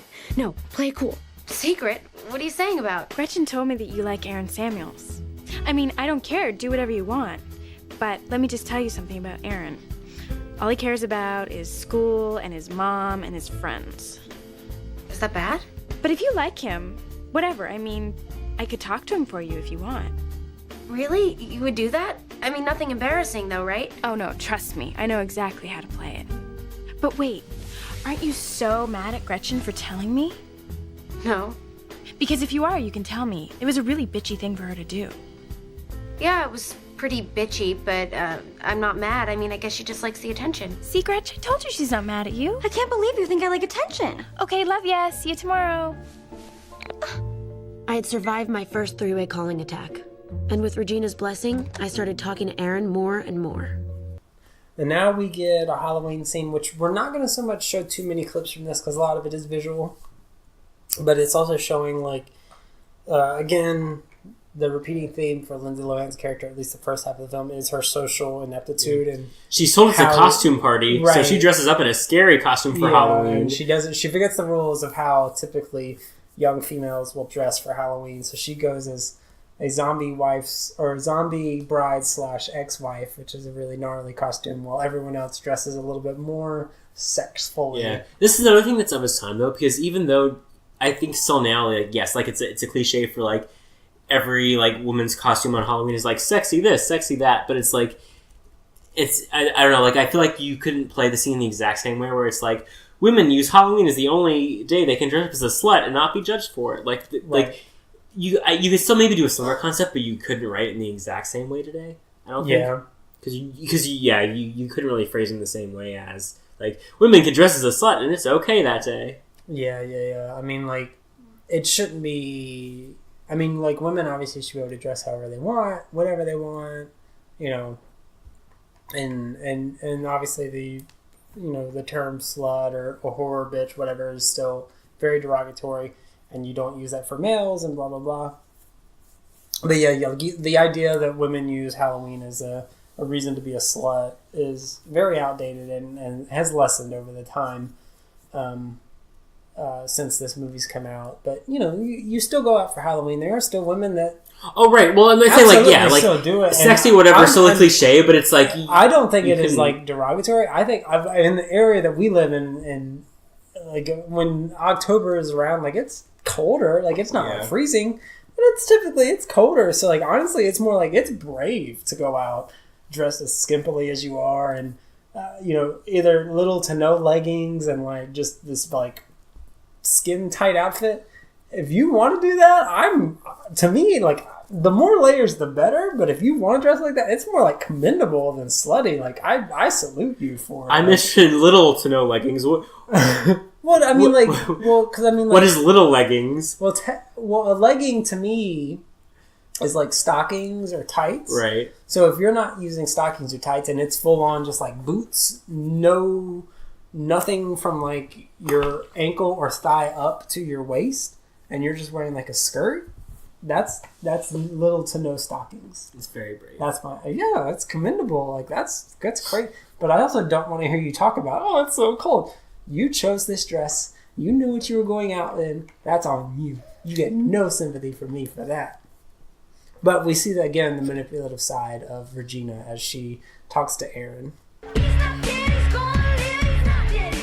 Hey. Oh, no. Didn't anybody tell you? You were supposed to wear a costume. Shut up. I need to talk to you. You know that girl, Katie? Yeah, she's cool. I invited her tonight. Well, be careful because she has a huge crush on you. Really? How do you know? Because she told me. She tells everybody. It's kind of cute, actually. She's like a little girl. She like writes all over her notebook, Mrs. Aaron Samuels. And she made this t-shirt that says, I Heart Aaron, and she wears it under all her clothes. Oh, come on. Well, who can blame her? I mean, you're gorgeous. And okay, look, I'm not saying she's a stalker, but she saved this Kleenex you used, and she said she's gonna do some kind of African voodoo with it to make you like her. What?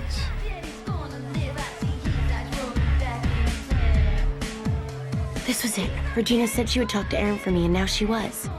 I know she's kind of socially retarded and weird, but she's my friend, so just promise me you won't make fun of her. Of course I'm not gonna make fun of her. How could Janice hate Regina? She was such a good... slut!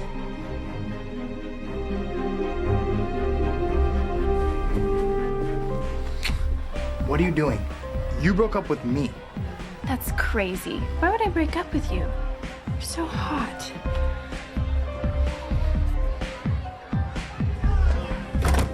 Ah! That's a scary mask, bro. I had never felt this feeling before. I could hear my heartbeat in my ears. My stomach felt like it was going to fall out my butt. I had this lump in my throat like after you dry swallow a big pill. I hated Regina. I hated her. So Katie meets up with Damien and Janice and learns that we've got to develop a plan to destroy the plastics. Regina George is an evil dictator. Now, how do you overthrow a dictator? You cut off her resources. Regina would be nothing without her high-status man candy, technically good physique, an ignorant band of loyal followers. Now, Caddy, if we want this to work, you are gonna have to keep hanging out with them like nothing is wrong. Can you do it? I can do it. Okay, let's rock this bitch.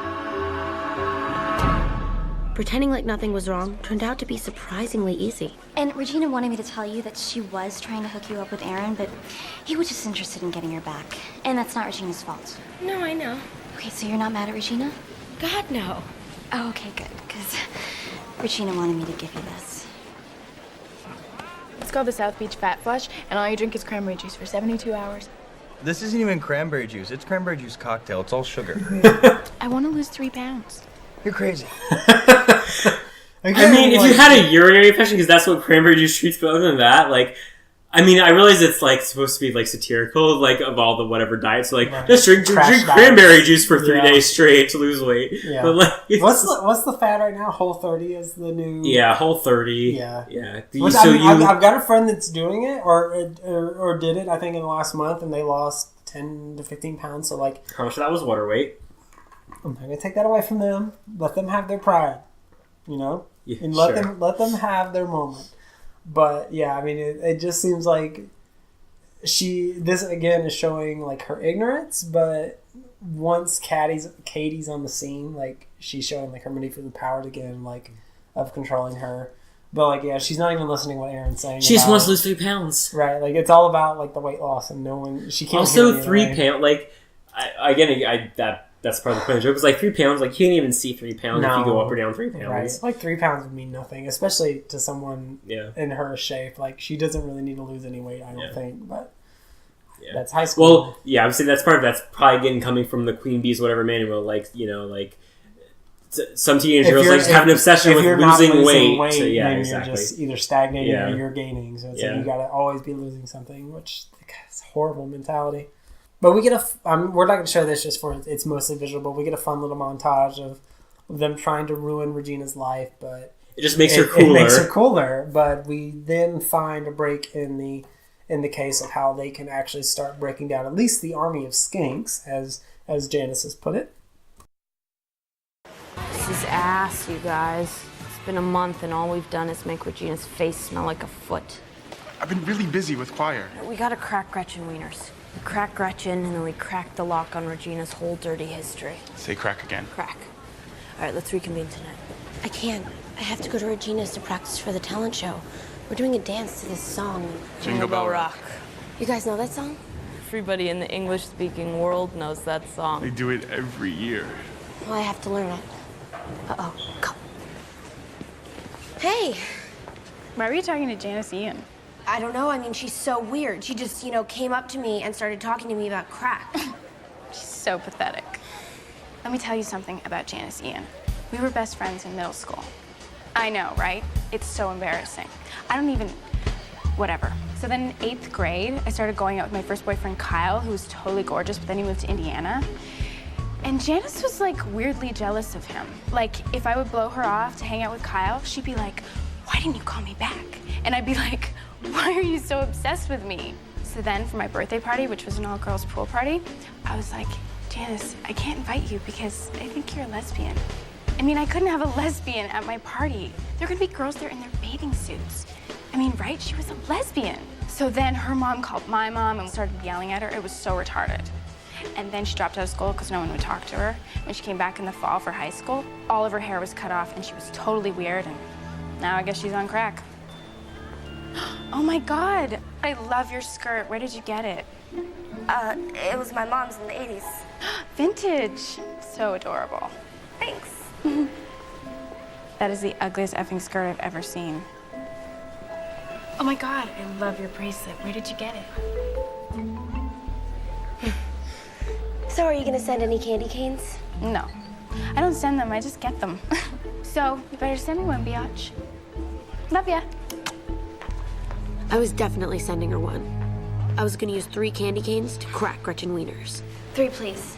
So another interesting moment when Katie learns, or maybe understands Regina more, is after she praises the other girl's skirt, and then when she leaves, tells her like how it's the ugliest skirt she's ever seen, and then thinks back to her praising her bracelet, and then realize like it just puts another piece, like, because before she had kind of like the raw emotion of, oh, Regina just stole the boy I liked or whatever, but now it's like, oh, also she works on a totally more subtle manipulative level to, on the surface be genuine or be nice or whatever, but actually it's her praise is an insult, right? Or like just because she like 2 meanings to something, like you could be saying it's nice and still being like disgusted. So she starts to learn she has to be manipulative as and well as deal.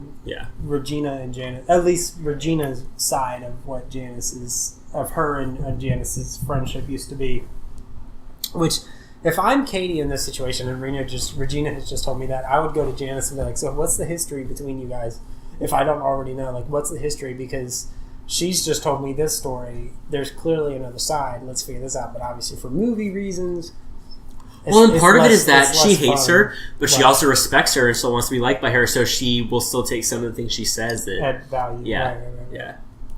But Katie still learns how we can start getting under the skin of the rest of the plastics. Candy cane grounds. Okay, hurry up. Taylor Zimmerman, 2 for you. Glen Coco, 4 for you, Glen Coco. You go, Glen Coco. And, Katie Heron. Do we have a Katie Heron here? It's Katie. Oh, Katie, here you go. One for you. And none for Gretchen Wieners. Bye. Who's that from? Thanks for being such a great friend. Love, Regina. That's so sweet. Okay. Back to Caesar. Once Gretchen thought Regina was mad at her, the secrets started pouring out. All I had to do was wait for one we could use.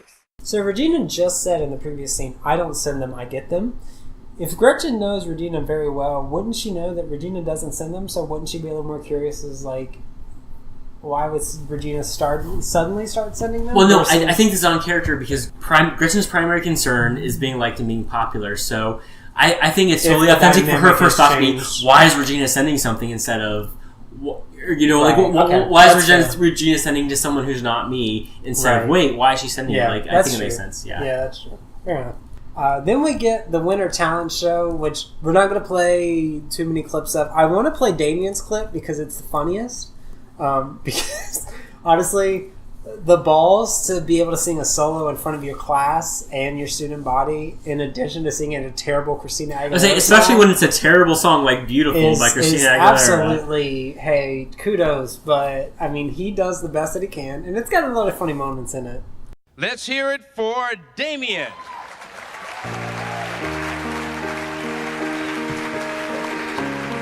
Don't look at me. Every day is so wonderful. I mean, why would Regina send you guys candy canes and not me? Maybe she forgot about you. Yeah, Regina has been acting kind of weird lately. I mean, is something bothering her? Well, I mean, her parents totally don't sleep in the same bed anymore, if that's what you mean. Oh my god, don't tell her I told you that. I am beautiful in every single way. Yes, words can't bring me down. Won't you bring me down today? I mean, no offense, but why would she send you a candy cane? She doesn't even like you that much. Maybe she feels weird around me because I'm the only person that knows about her nose job. But the Winter Talent Show goes on very well. We get a fun little, like... We get more Amy Poehler, who's super great. Doing dancing in the aisle. Doing, like, the fun choreography for the girls. And then we get, like, a fun a cappella version once the CD skips of Jingle Bell Rock. But for the sake of the show, we're going to skip it. But it's a great scene altogether. But we also get, I think, the final fetch of the movie, as well as Gretchen fully breaking. So she just can't take it anymore. That was awesome. Lip gloss. Hey, good job, Africa. Thanks. Oh, Katie's blushing. Oh my god, you totally have a crush on that guy. No, I don't. That's why you wanted to join the mathletes. Mathletes? You hate math. Look how red she is. You love him, and he totally complimented you. That is so fetch. Gretchen, stop trying to make fetch happen. It's not going to happen.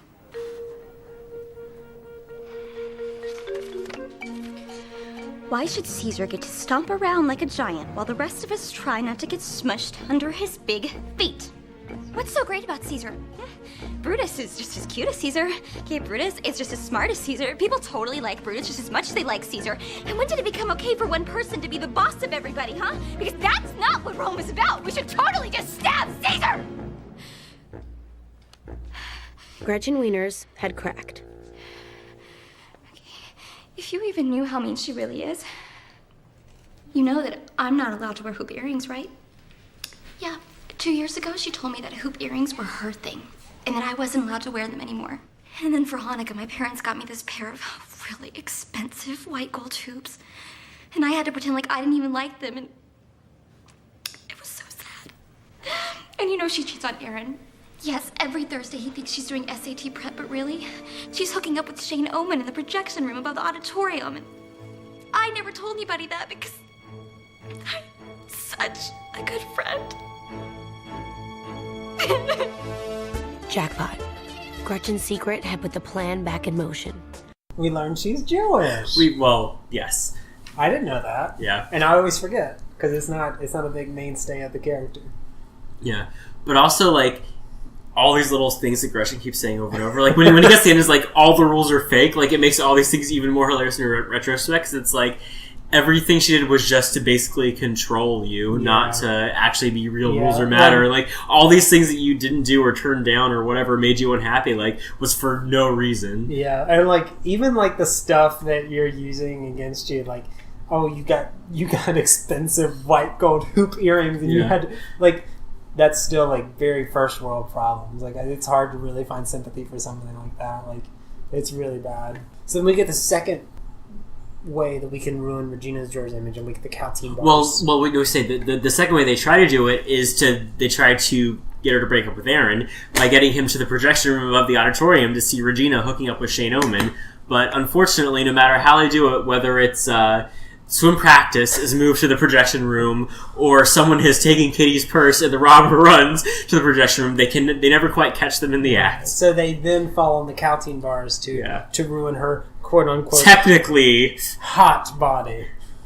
So after the fun montage, we start learning that Katie is blending more and more into the plastics, but in a bad way, as opposed to still trying to get information. She's using it more to her benefit. Yeah. And she's so obsessed with Regina, she can't stop talking about her or thinking about her. I was a woman possessed.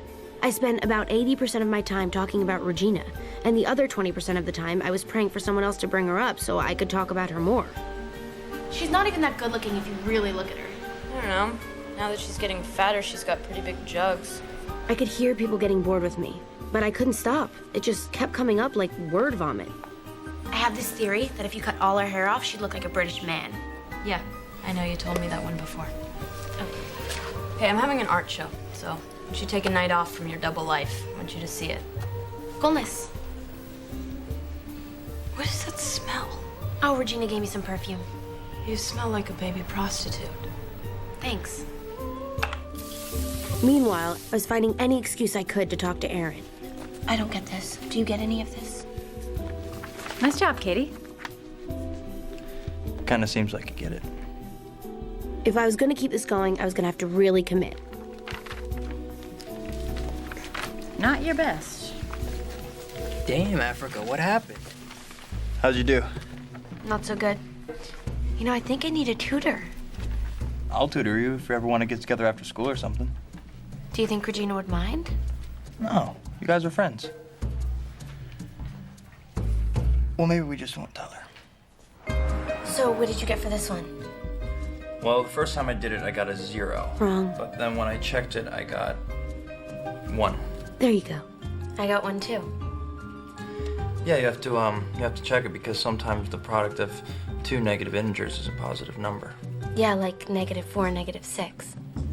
That's right. That's good. Well, you're a good tutor.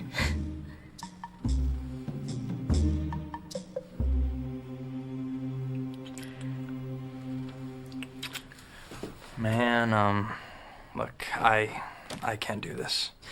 It's not fair to Regina. Why do you like her? Look, I know she can be really mean sometimes, but... Then why do you like her? Why do you? But... Look, there's good and bad to everybody, right? Regina's just... she's just more upfront about it. Oh no, it was coming up. The word vomit. I didn't mean to say it, but... She's cheating on you. What?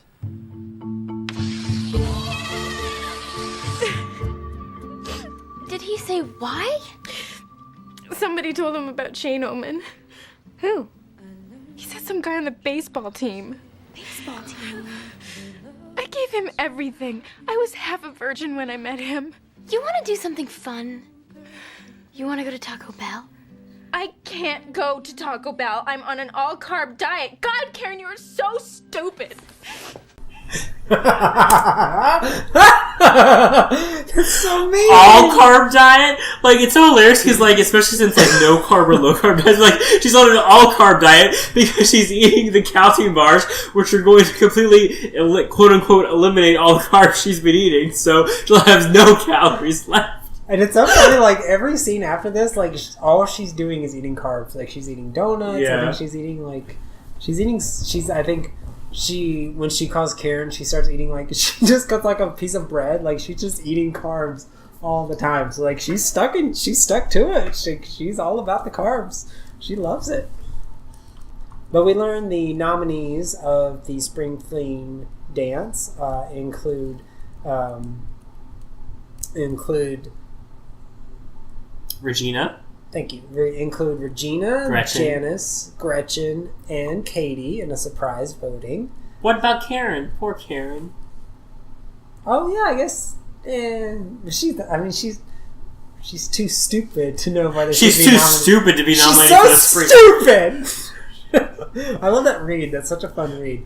But the hot body starts to fall apart as we get to the very in fashion 135. Yes. God, what a terrible store.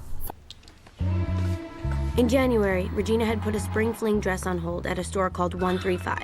But being plastic, she needed our advice before she could actually buy it. Can someone zip me up? It won't close. It's a 5. Okay, it must be marked wrong. Katie, all I've been eating are these Caltine bars. They suck. No, this is just how they work. This is all your water weight. First you bloat, and then you drop 10 pounds like that. It's so funny because for you just bulk up your water weight and all the water weight just goes away and that's how it works. It makes most. I mean, Regina's facial expression is hilarious while this is going on, but she's like, "That makes no sense." But I guess I'll let it slide because you've given me no reason to distrust you. Yeah. But it's also like that does make no sense. And then she gets teed up for the ultimate insult. Well, the Caltine bars have burned up all your carbs, and now your body's just running on water. But once the water's gone, then you'll be all muscle. It explains it all on the label. You know Swedish? Yeah, everyone in Africa can read Swedish. Ma'am, do you have this in the next size up? Sorry, we only carry sizes 1, 3, and 5. You could try Sears. Poor Sears. Back then, I guess it was still a kid. Now it's going on the verge of going bankrupt and all the stores are closing, but Sears just can't catch a break in the 2000s. Poor Sears. They need a defender. As someone who worked collection for Sears, fuck Sears, honestly. They prey... No, seriously. No, they're terrible. They prey on old people to open up a bunch of credit cards. That's all. It's terrible. That's all credit cards. I know, but Sears specifically targets old people. I don't have any sympathy for them. They deserve to go out of business for refusing to adopt any sort of modern or mainstream idea of how to shop. Fuck them. Katie spent so much time being bad at math to get Aaron to tutor her that now she is actively failing math. Mm-hmm. So Miss Norbury gives her a talking to and suggests that she might want to join the mathletes to get some extra credit. As well as we learn a little bit more about Miss Norbury's character and why her divorce may have fallen through and what she expects from her life as well as her students' lives. Katie, I need your parents to sign this so they know that you're failing. Failing? You know what's weird about your quizzes, Katie, is that all the work is right and just the answers are wrong. Really? Really. Katie, I know that having a boyfriend may seem like the most important thing in the world right now, but you don't have to dumb yourself down to get guys to like you. How do you know? I know. How would I know, right? I'm divorced. I'm broke from getting divorced. The only guy that ever calls my house is Randy from Chase Visa. And you know why? Because I'm a pusher. I push people. I pushed my husband into law school. That was a bust. I pushed myself into working 3 jobs. And now I'm going to push you because I know you're smarter than this. Thanks, Miss Norbury. And if there's anything I can do for extra credit, please let me know. I like that scene because it opens with her saying, you don't have to dumb yourself down to get a boyfriend. And you think that in high school that's the most important thing. And obviously that is very on the nose that trying to tell a teenage kid that is next to impossible. That your status in high school matters more than your education. I think education in high school is important. Maybe not that important, but I do think it's more important than your social status. But also the idea taking advice from an adult is certain stuff that I think as a teenager you sort of roll your eyes at. You probably don't want to hear from your teacher, especially an adult, of what are you going to know about this situation? Not you've lived this before already. But I also like when they go to Regina's house and her idea of a workout is 2-pound weights. Right, she's just very slowly working out, and it's this is doing nothing for anything that you're trying to. It's burning off all that water weight from her all-carb diet, so she gets to be all muscle at the end. Yes, I don't know. It's just a fun little visual in the background. But Katie is full on plastic now and is working outside of the Janice, Damien, and Katie trio to help exploit them a little bit further. Hey, I called you last night. How come you didn't call me back? I got busy, sorry. So you need a ride to my art show this weekend? Oh, no, I have to go to Madison with my parents. I'm so sorry. Well, you want to watch a movie tonight? Can't. I'm doing major plastic sabotage tonight. But we don't have anything planned for tonight. Oh, I planned this one on my own. Love ya. Bye. And that scene's actually a good piece of character work because the whole time, like, she's looking at her compact and like doing her makeup and like, you know, fluffing her hair and whatever. And it's like, it without explicitly saying it, it's showing like she's actually become a Regina George clone. Yeah, exactly. Yeah, like she never really makes eye contact with them at all. Yeah, and she speaks. I mean, her vocabulary, like everything about her is like you can tell that she's just completely flipped. And we've seen now in the movie, she spent way more time with Regina and their clique than she spent with Janice and Damien. So naturally, she's acclimating more towards the plastic than she is like the nerds or the art freaks or whatever they're classified as. So naturally, she's going to be acting more and more like them as the movie goes on. But this is the scene showing Regina still eating carbs. Like she's eating a donut and then she starts eating bread. And also, Katie gets her revenge of the three-way calling attack. It actually turns into a four-way calling attack. She's mastered the attacks. Gretchen thinks you're mad at her because she's running for Spring Fling Queen. Oh my god, I'm not mad at her. I'm worried about her. I think somebody nominated her as a joke or something. I mean, nobody votes for her. She's gonna have a total meltdown. And who's gonna have to take care of her? Me. So you don't think anyone will vote for her? Katie, she's not pretty. I mean, that sounds bad, but whatever. The Spring Fling Queen is always pretty. I mean, the crazy thing is that it should be Karen, but people forget about her because she's such a slut. Anyway, I gotta go. I'm going to bed. Well, she's not mad at you. Hold on. Are you okay? Shh.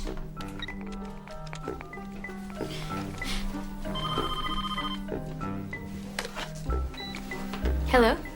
If someone said something bad about you, you'd want me to tell you, right? No. What if it was someone you thought was your friend? What do you... Hold on, other line. I'm not taking this anymore. Good for you, Gretch. Hello? Let's go out. Okay, hold on. I'm on the other line with Gretchen. Don't invite Gretchen. She's driving me nuts. Hold on. Okay, hurry up. It's Regina. She wants to hang out with me tonight, but she told me not to tell you. Do not hang out with her. Why? Oh, you don't want me to tell you. Oh, she can tell me. Hold on. Oh my god, she's so annoying. Who is? Who's this? Gretchen. Right. Hold on. Oh my god, she's so annoying. I know. Just get rid of her. Okay, what is it? Regina says everyone hates you because you're such a slut. She said that? You didn't hear it from me. A little harsh, Gretch. Whatever, she has a right to know. I can't go out. I'm sick. Boo, you whore. Oh my god! When Regina says "boo you whore," the facial, like, Karen's facial expression, it's like her mouth just drops like she's shocked. It's so hilarious. It's such a good read.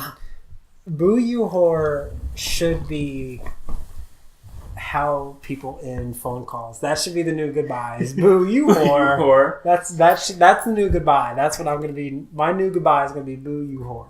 Goodbye. It's so good. I need to use it more often. It's so fun. But now the plastics are disrupted and... Regina can't break the rules anymore because the rules are there for a reason. You can't sit with us! Regina, we have to talk to you. Is butter a carb? Regina, sweatpants. It's Monday. So? So that's against the rules and you can't sit with us. Whatever. Those rules aren't real. They were real that day I wore a vest. Because that vest was disgusting. You can't sit with us! These sweatpants are all that fits me right now. Fine. You can walk home, bitches. So one area of inconsistency is that all she's eating is carbs and the Caltine bars. She's obviously gaining weight if the sweatpants are all that can fit her. Like, obviously to fit the movie's narrative, like, she has to be oblivious and keep eating, but it's like, she's been shown to be smart enough. Like, obviously, she realizes like she's gaining. She keeps gaining. Like, she hasn't lost her 10 pounds like that and turned into all muscle. But I guess, like, I mean, it also is like for people that gain weight, like, it is hard to break those habits. Because I mean, like, in this scene visually, like, it's never drawn attention. But like, if you look at her tray versus everyone else at the table, they're all eating salads, apples, Diet Cokes. Her tray is full of nothing but carbs. There's a Caltine bar. There's Doritos. There's like tons of breads on. And even like a regular Coke, it's not even diet. So like, whether she's oblivious or not, I think she's just so in the habit of, I'm on an all carb diet. This is all I'm eating. Like, she just doesn't realize she can break the habit. And like, I think in that scene we're supposed to feel sympathy for her. We're supposed to feel bad for her. Oh yeah. But everything that's led up to this, it's like, no, as someone in this situation, I have no reason to feel sympathy for you because you've been nothing but manipulative and terrible. But it's delivered with such empathy that it's just like, oh, part of me does want to feel bad for you, but at the same time, it's like, no, because if this were any other person at this table, you wouldn't feel bad for them. You would kick them out just as easily. So it's hard to feel too much sympathy for them. Yeah. Well, I mean, it's the first time she's being treated as she treats everyone else, and it's like, it still sucks. But but it's hard for me to really care because it's just like, yeah, you're a terrible person regardless. But now we see that Katie is the queen bee of the group. So she decides to throw a party at her house. Just a small get-together. A small get-together, which turns into a gigantic party thanks to Gretchen and Karen's intervention, for lack of a better term. But it all goes awry. But Aaron does show up, and they get a little fun together. Oh, ow. Hey.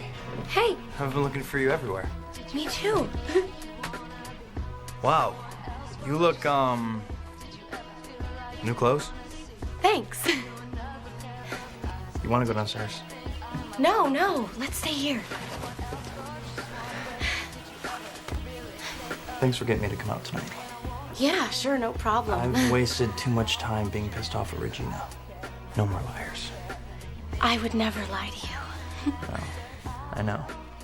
Although, okay, listen, I mean, I did lie to you once, but you're totally gonna laugh when I tell you, so... Tell me what? I pretended to be bad at math so that you'd help me. But the thing is, I'm not really bad at math. I'm actually really good at math. You're kind of bad at math. Anyways, now I'm failing. Isn't that funny? Wait, you're failing on purpose? That's stupid. No, not on purpose. Just, I just wanted a reason to talk to you. So why didn't you just talk to me? Well, because I couldn't. Because of Regina. Because you were her property. Her property? No, shut up. Not her property. No, don't tell me to shut up. I wasn't... God, you know what? You are just like a clone of Regina. No. Listen to me. You're not listening to me. Oh, no. It was coming up again.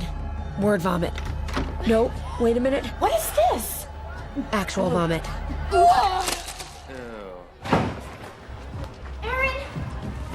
Aaron, wait, just... Okay. Call me. Janice had mentioned that she had an art show this weekend, the same weekend as the party, and Katie said she can't go because she's going to the Madison to see Ladysmith Black Mambazo. Ladysmith Black Mambazo with her parents, and now Janice confronts her as to why she lied. And this is a really fun scene, but it's also the whole culmination of everything and the realization that she is fully plastic and she's abandoned her friends. And she is now at her full-on breaking point for her character. You dirty little liar. I'm sorry, I can explain. Explain how you forgot to invite us to your party? Janice, I cannot stop this car. I have a curfew. You know I couldn't invite you. I had to pretend to be plastic.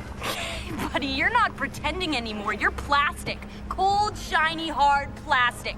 Curfew, 1 a.m. It is now 1:10. Did you have an awesome time? Did you drink awesome shooters and listen to awesome music and then just sit around and soak up each other's awesomeness? You know what? You're the one who made me like this so you could use me for your 8th grade revenge. God, see, at least me and Regina George know we're mean. You try to act like you're so innocent. Like, oh, I used to live in Africa with all the little birdies and the little monkeys. You know what? It's not my fault you're like in love with me or something. What? Oh, no, she did not. See, that is the thing with you plastics. You think that everybody is in love with you when actually everybody hates you.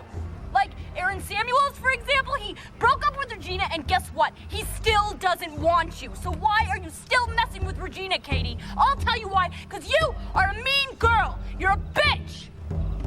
So that's not quite true. I think she says it earlier, but when she talks about how she hates Regina, but she still wants her to like her, I feel like that's emblematic of, like, well, especially high school, but really throughout life. Like, a lot of times you're dealing with people that you can't stand for whatever reason, but you still want them to like you just because you still want to be liked. Right. And that's the distillation. That's why she's still messing with her, because she hates her, but, like, she still respects her on some level, and she still wants her to like her and everyone to like her. Her being Janice or her being Katie? Well, Katie want Regina. Katie's still messing with Regina because she still, despite all this, like, she hates her, but she still is obsessed with her and she wants her to like her. Like, she wants everyone to like her. So it's like, you know, like, it's not that just that she's plastic, it's that, I don't know, it's like, it's sort of the complex thing of where even if you hate someone, sometimes you still want them to like you or respect you or whatever. Right. Yeah.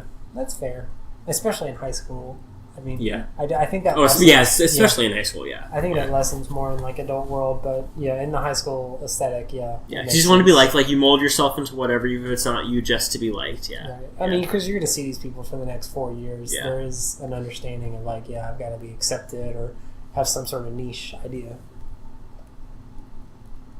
But I think that's one of the best scenes of the movie is the confrontation and the breakdown of everything of all of that. I think it's great. But now the Burnberg.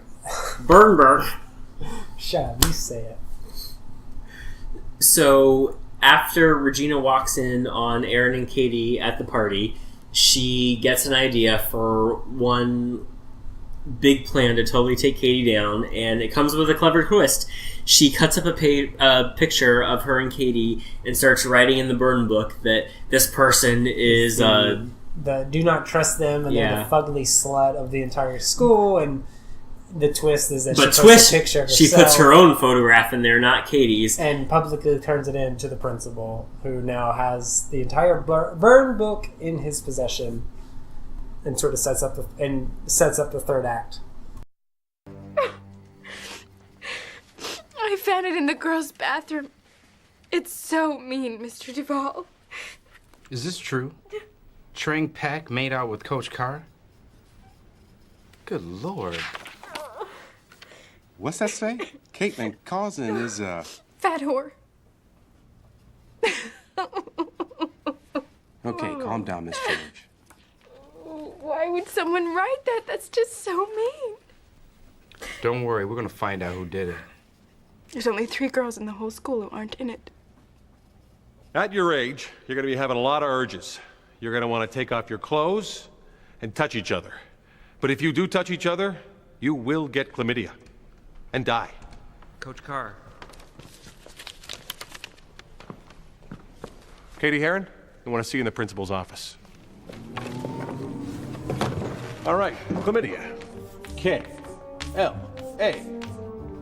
How bad was your high school / middle school health classes in terms of sex ed and all that? Gosh, I mean, health class in high school, I don't even know if we had like a sex portion. I remember in like seventh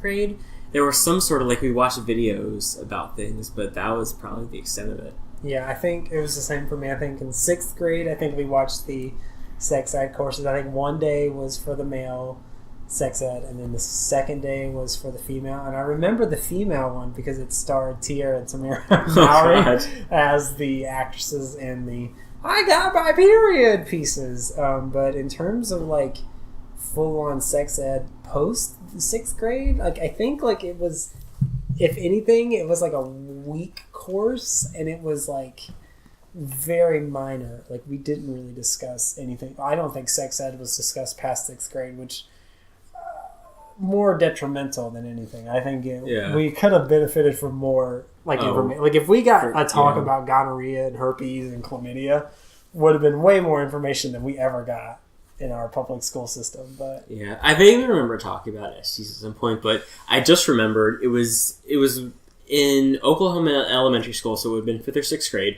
I remember watching, like, they had us watch some video that kept talking about the word erections. I didn't understand what it meant. So I remember going to recess and being like, what are erections? Like, my friends, because, like, I didn't remember, like, someone said, like, what it was. But, like, I just remember they kept saying the word erections in the video, but they didn't explain it. So I was like, what is erections? So going into this video, you're supposed to know what an erection is. Well, I mean, it could have been they said it and I just missed it or something. But, like, I just remember they just kept saying that word over and over and going to recess and being like, I feel like arousal what is erections? would have been the better word to be using instead of erections. And like erections in passing, but arousal would be the more like common scientific term to describe what happens. I don't know. That's sex ed in this country is terrible. Oh, it's a joke. It's an absolute joke, and it needs to be better. Like if we got what this school is teaching, would be way better. At least like way better than what we got. But it's still like it's still a joke. Like in this world, like they're like, please don't have sex, but if you are, please take condoms. Like I don't think we definitely didn't get condoms. No, I didn't get condoms until college, like the things where they would just pass them out. We were not getting taught sex ed in high school. It was 1 year in middle school, and that was it. And at that time, like you didn't talk about sex afterwards because it was just like too taboo, which is not good. Like you need to be talking about sex all the time, just to make sure people understand all of it. It's bad. It's a bad, bad, bad, bad world. But I like this with the burn book all coming out. Like we like the stupid side of Regina is gone. It's full on manipulative, just almost like diabolical Regina is now out, and she is playing the game the best way she knows how. But the only thing that never comes to a head is though when she throws all the papers that are photocopies of the burn book all over everywhere. It's like, where did those come from? You know, because it's like she finds the book in the bathroom. Supposedly, she turns it in, and then all of a sudden, everyone in the school knows about it, and it's like, true. I mean, obviously, it doesn't make sense to explore it because that just, I mean, obviously that makes Regina then look like the whatever, the guilty party. Yeah, but they just never explore. All of a sudden, these photocopies of the entire book show up everywhere. Yeah, and no, in the sense of the movie, it would make sense to explore that. But in The Rock, it's like she's the only one literally just standing proud. Like everyone else is fighting and attacking one another. She's just standing there. So like clearly she's the guilty party because no one's attacking her. But it's like it's a good visual of like the camera starts on her and slowly zooms out, and she's just standing there proud of like the mess that she's made. That everyone around her is just destroying each other. Yeah. Like it's such a good visual. Yeah, my favorite part is when she like has her, like the basically like her being on top of the mountain and everyone around her is like fighting to get to that point. It's a good visual. It's a good metaphor. Yeah, my favorite part is when like she takes at the very end when she takes like the papers and just like throws them over her head and like they just scatter throughout the entire hallway. Yeah. It's a good scene. But we get Gretchen, Katie, and Karen in the principal's office to discern who actually wrote the burn book. What's going on? Have a seat, Miss Heron.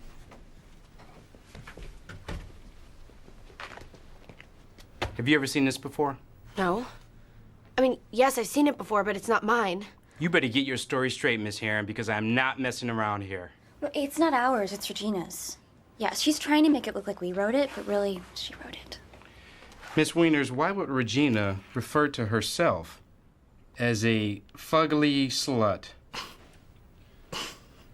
Miss Smith, this is no time to be laughing. We're gonna get to the bottom of this right now.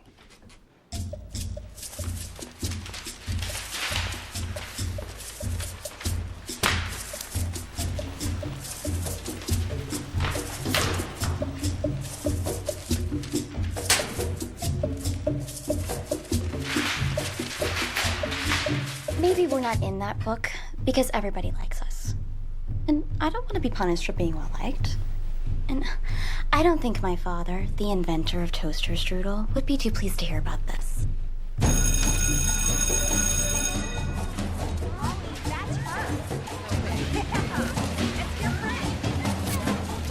Made out with a hot dog. Oh my God, that was one time! Don Schweitzer has a huge ass? Who would write that? Who wouldn't write that?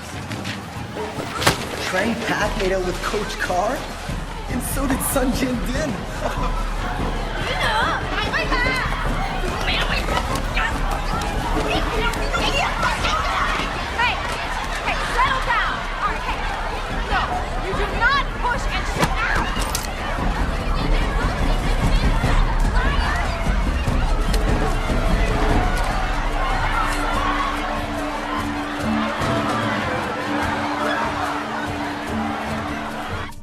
anything else you want to say? Oh no, I can't answer any more questions until I have a parent or lawyer present. Miss Smith? Whoever wrote it probably didn't think anyone would ever see it. I hope that nobody else ever does see it.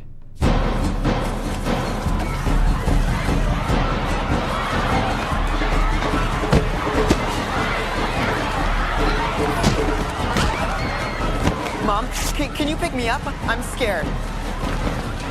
Janice Ian Dyke. Oh, that's original. You get a function. Hey, that's only okay when I say it. Did you write this? No, I swear. Then you told somebody. She told. You little bitch! You're a bitch! Yeah, take your top off. Now here's what we're gonna do. Ron, We're gonna... come quick. They've gone wild. The girls have gone wild. Yeah, so the interesting thing about the scene is Katie spends most of the movie fantasizing about what would happen if in the quote-unquote animal world, but it's always fantasy scenes.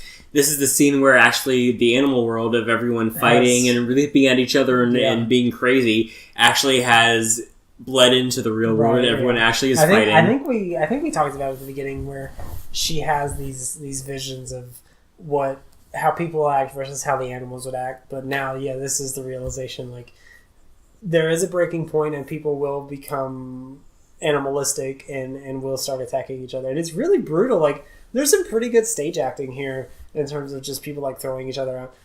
There's some stuff where it's just like there's some terrible people like half-heartedly slapping at each other, half slapping, but like there's like people full on tackling each other like downstairs and like into like tables and stuff. It's pretty good, but there's some that's just like, oh, you didn't even try. But then we get called to the auditorium and we get a fun Tim Meadows doing his best to try and control him. We realize he needs a woman's touch to help make sense of all of this, and he calls on Mrs. Norbury. Now what we're going to try to do is fix the way you young ladies relate to each other. Okay? Lady to lady. So who has a lady problem that they like to talk about? Yes.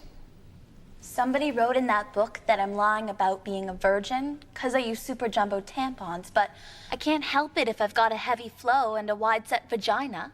That was another line that they had they actually challenged. That was something that was going to push them to an R rating, but thankfully Anchorman had come out the year before and had used the same line of a heavy set vagina or of heavy flow and a wide vagina. And so Tina Fey was able to say, well, Anchorman was able to use it, and it's a PG-13 film, so we should be able to use it in the context of this. And so that got them. They were able to still use the line.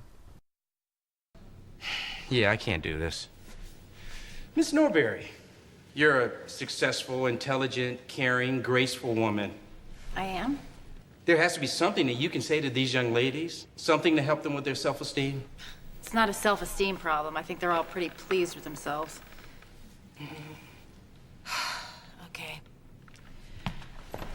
Okay, everybody close your eyes. All right. I want you to raise your hand if you have ever had a girl say something bad about you behind your back. Open your eyes. Now, close your eyes again. And this time, I want you to raise your hand if you have ever said anything about a friend behind her back. Open them.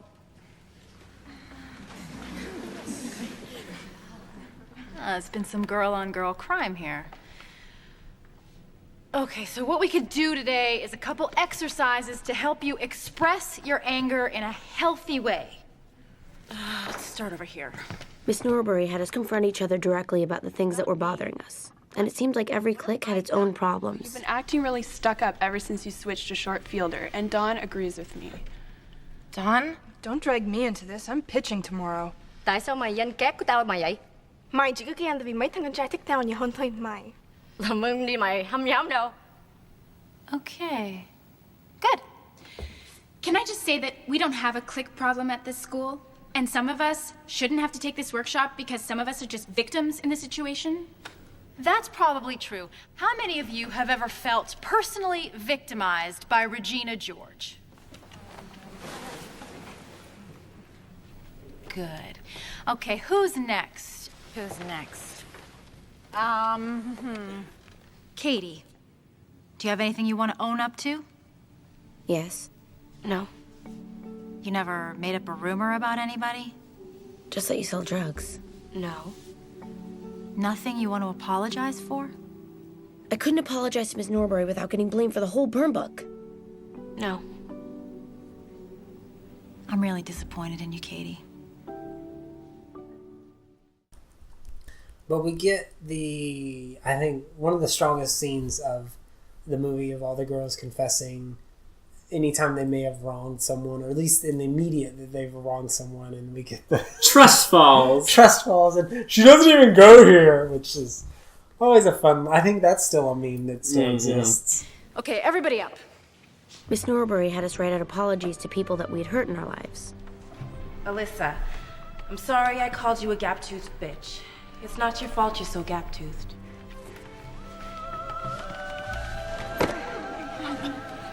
Gretchen, I'm sorry I laughed at you that time you got diarrhea at Barnes & Noble. And I'm sorry I told everyone about it. And I'm sorry for repeating it now.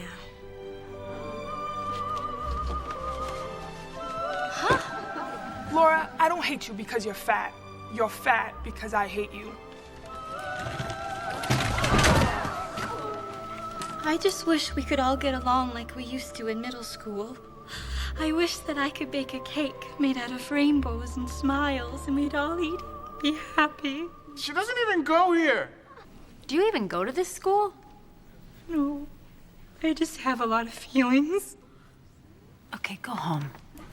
That's She reminds me of, for whatever reason, she reminds me of Drew Barrymore. I don't know why. Oh, really? I don't know I why. just like, I mean, that joke is just so absurd. That's why it's hilarious. Like, how would a random person stumble upon it? But like, obviously that's why it's funny. It's Right. like, why would they why was she even there? Like, how did she hear about this? Like did she previously go to the school and transferred, or like maybe it made the news Well, that there was an incident going she on says, at the like, school? Friends in middle school, so maybe she attended, like, she was friends with them in middle school and has been transferred. She just to has lots high of school. feelings. Like, I don't. It's a joke that doesn't work when you break it down. But No, but really but it's so absurd. That's why it's like. But then no one catches Gretchen Wieners. No one catches Gretchen Wieners for good reason. She doesn't really make a good point to do so. But Janice sort of fully blows the entire plastic sabotage to the surface. Okay, who's next? Who's next? Keep it going. Oh my god, it's her dream come true, diving into a big pile of girls. Okay, yeah, I've got an apology. So, I have this friend who is a new student this year, and I convinced her that it would be fun to mess up Regina George's life. So, I had her pretend to be friends with Regina, and then she would come to my house after, and we would just laugh about all the dumb stuff Regina said. And we gave her these candy bar things that would make her gain weight, and we turned her best friends against her. And then, oh yeah, Katie. You know my friend Katie. She made out with Regina's boyfriend and then convinced him to break up with her. Oh, God, and we gave you foot cream instead of face wash. God, I am so sorry, Regina. Really, I don't know why I did it. I guess it's probably because I've got a big lesbian crush on you. Suck on that!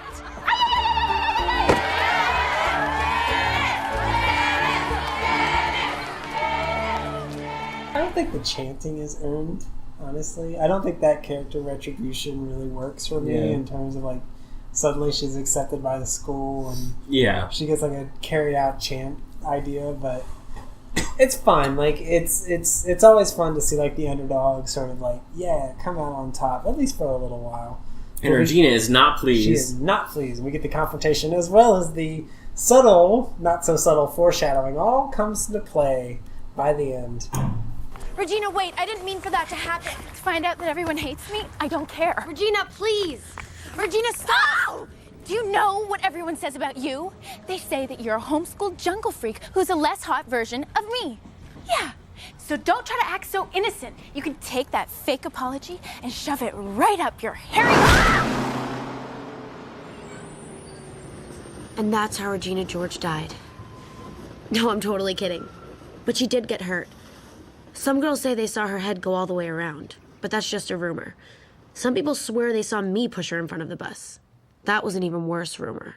She got hit by a bus. She got hit by a bus. They alluded to it several times throughout, but yeah, and again, just picking apart the joke, I have to assume that bus driver was immediately fired and had charges pressed against them.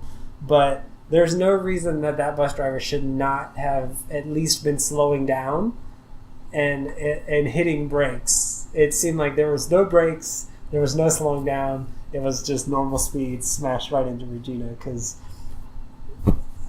it just, yeah. Some people just deserve to be hit by buses. I don't think she deserved to be hit by a bus. She deserved comeuppance, but not, bodily harm. Yes, I'm being facetious, yes. Liar! But Katie gets grounded, but still has to join the mathletes to make up for her math extra credit after taking the blame for the burn book. But spring fling is in effect, but she can't attend. She has to do math. Math is the worst. But in the state championships, Katie gets called to do the final question, and she still can't quite drop her plastics mentality that she's had for so long. Miss Carolyn Kraft seriously needed to pluck her eyebrows. Her outfit looked like it was picked out by a blind Sunday school teacher. And she had some 99-cent lip gloss on her snaggletooth. And that's when I realized making fun of Carolyn Kraft wouldn't stop her from beating me in this contest. Contestants, find the limit of this equation. Calling somebody else fat won't make you any skinnier. Calling someone stupid doesn't make you any smarter. And ruining Regina George's life definitely didn't make me any happier. All you can do in life is try to solve the problem in front of you. The limit is -1. Oh, crap. I lost. That answer is incorrect.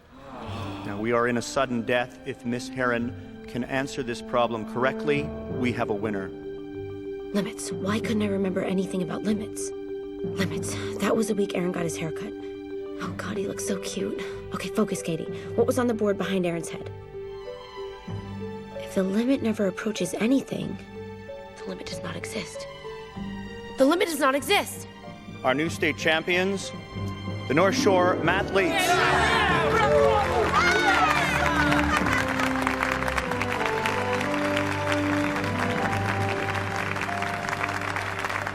How do you like me now? You like that? Yeah! Get some! Get some! I think that scene's really good. I think obviously there's a slant to this movie that's pretty pro-feminist, and the idea of she has the line of making fun of someone doesn't make you, making fun of someone stupid doesn't make you smarter.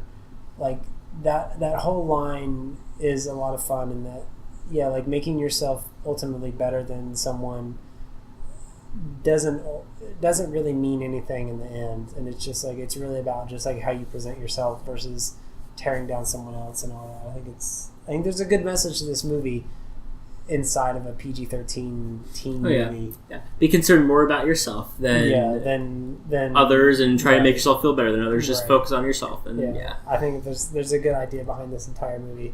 So we get to the spring fling, and we get to learn who the king and queen of spring fling is. Say that 3 times fast. Who the king and queen of spring fling are.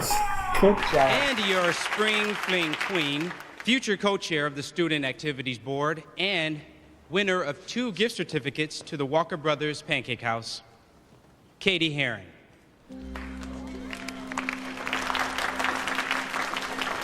Where is Katie? There she is.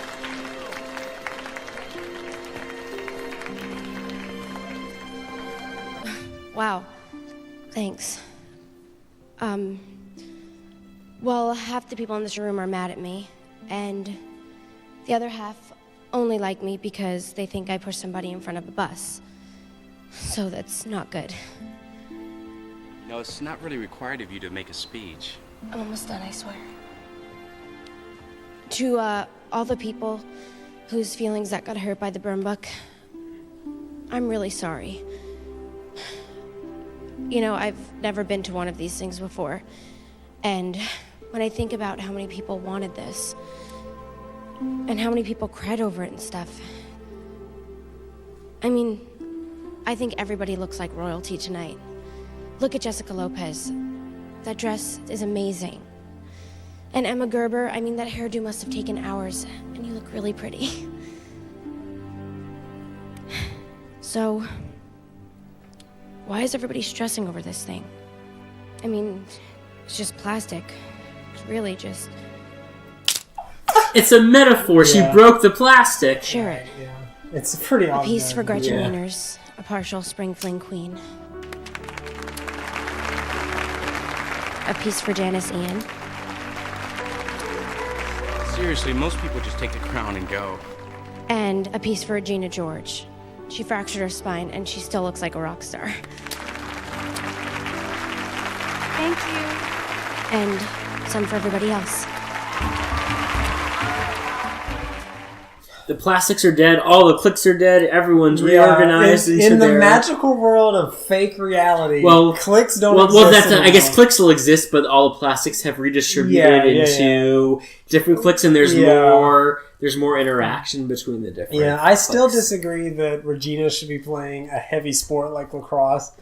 But it totally fits. She's super aggressive, you know what I mean? It fits, but she just got over a severe... She had the summer. She literally got destroyed by a bus. She had the summer to recover. A heavy athletic sport. Well, lacrosse isn't super... If it was rugby, but lacrosse isn't... I don't know. She shoulder tackles another girl and then gets tackled by his entire team when she wins. But I mean, I feel like lacrosse isn't as aggressive as soccer, even.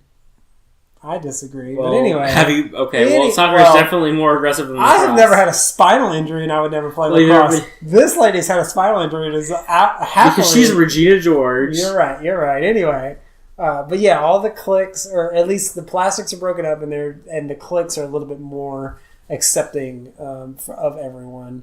And, obviously it's a perfect world. Everyone's accepted by everyone kind of idea. But it's a fun little outro for the rest of the movie. In case you're wondering, the plastics broke up. Regina's spine healed, and her physical therapist taught her to channel all her rage into sports.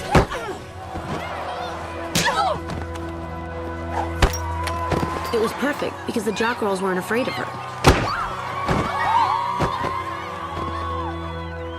Karen used her special talents to do the morning weather announcements. Hi, this is Karen Smith. It's 68 degrees, and there's a 30% chance that it's already raining. And Gretchen found herself a new clique and a new queen bee to serve. Mà Yun Nhi, có nhỏ trên, nói về đó. Cái gì? Aaron went to Northwestern, so I still get to see him on weekends. And me, I had gone from homeschool jungle freak to shiny plastic to most hated person in the world to actual human being. Hey. All the drama from last year just wasn't important anymore.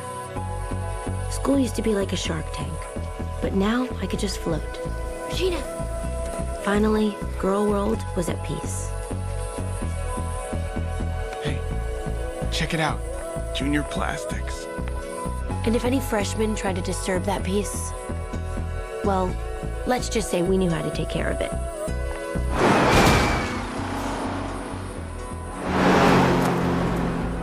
Just kidding.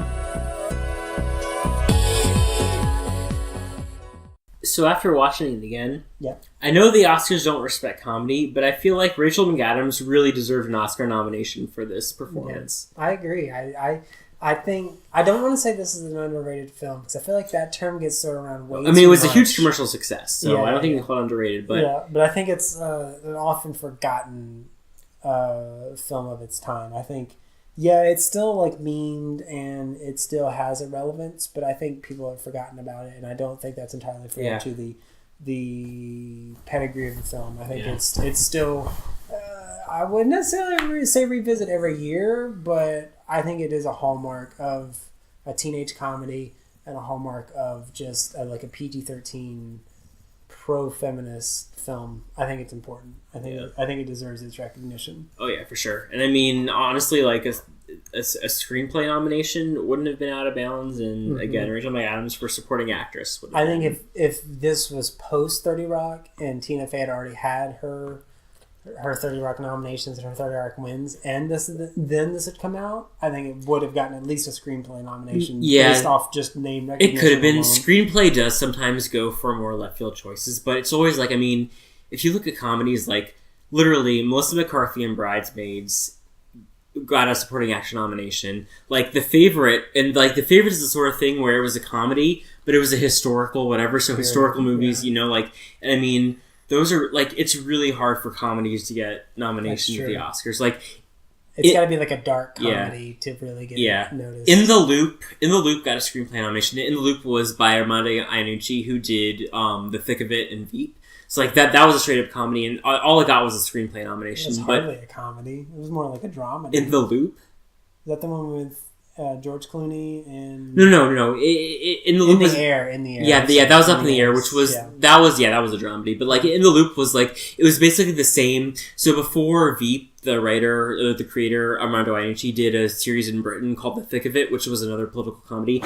In the Loop was basically like a movie sequel to that series, but it was another basically like acidic satire. So it got a screenplay, but like, and that was the thing where it was like, it was political. So again, it was political. Like, a political movie, I guess, has more heft than a straight-up comedy. So it's really hard for comedies really to get the shaft at like for true straight-up comedies. Yeah. Which, I mean, I guess, like, typically most comedies, at least like the comedies I like, are kind of like low-hanging fruit. Like, they're not exactly saying anything.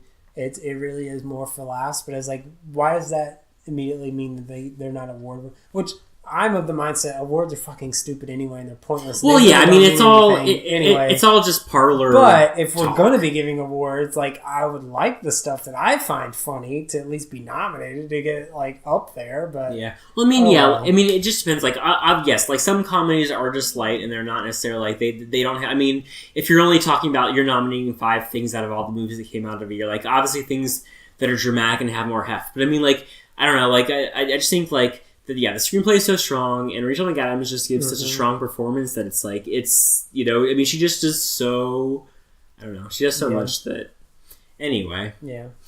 Obviously, the movie has lived on culturally that it goes way beyond any award recognition. Absolutely. And yeah, I mean, at this point, obviously, there's no chance of it getting any sort of awards, but I think its legacy has lasted the stand of time. Again, there's some stuff in here that just is a product of its time. Like, I think they used the R word 3 times. Regina specifically uses it 3 times. Well, I think it's used to portray her in a negative way. Right. Yeah, it's used in a high school setting of like, that's just how high schoolers talked, and she never specifically directs it at a group.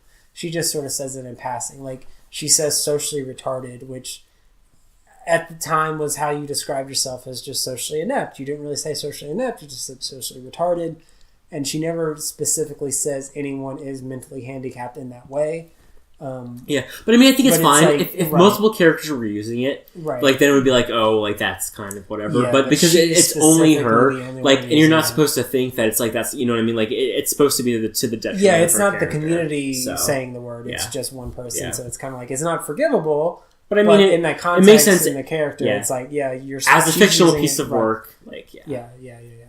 But yeah, no, Mean Girls, fantastic. I mean, we've spent an entire podcast glorifying it and glowing and gushing over it. So I think at this point, if you haven't seen it, please go out. How have you not seen it? Yeah, if especially if you're a fan of Tina Fey, you should have already seen it at this point. But I don't think there's much else that we can say, and so I guess if there are any other final thoughts you have on Mean Girls before we wrap this up, I don't think so.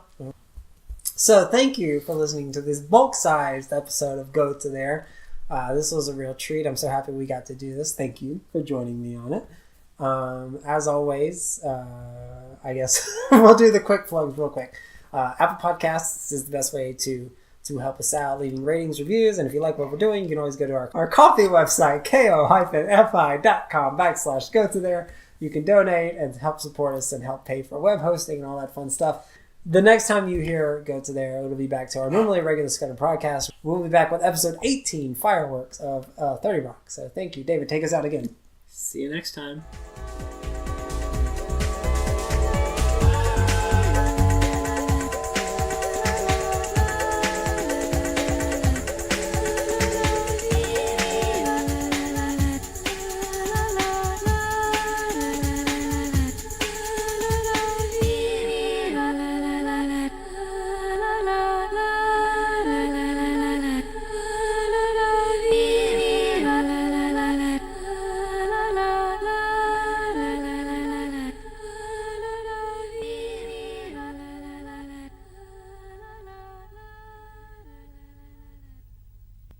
so fetch.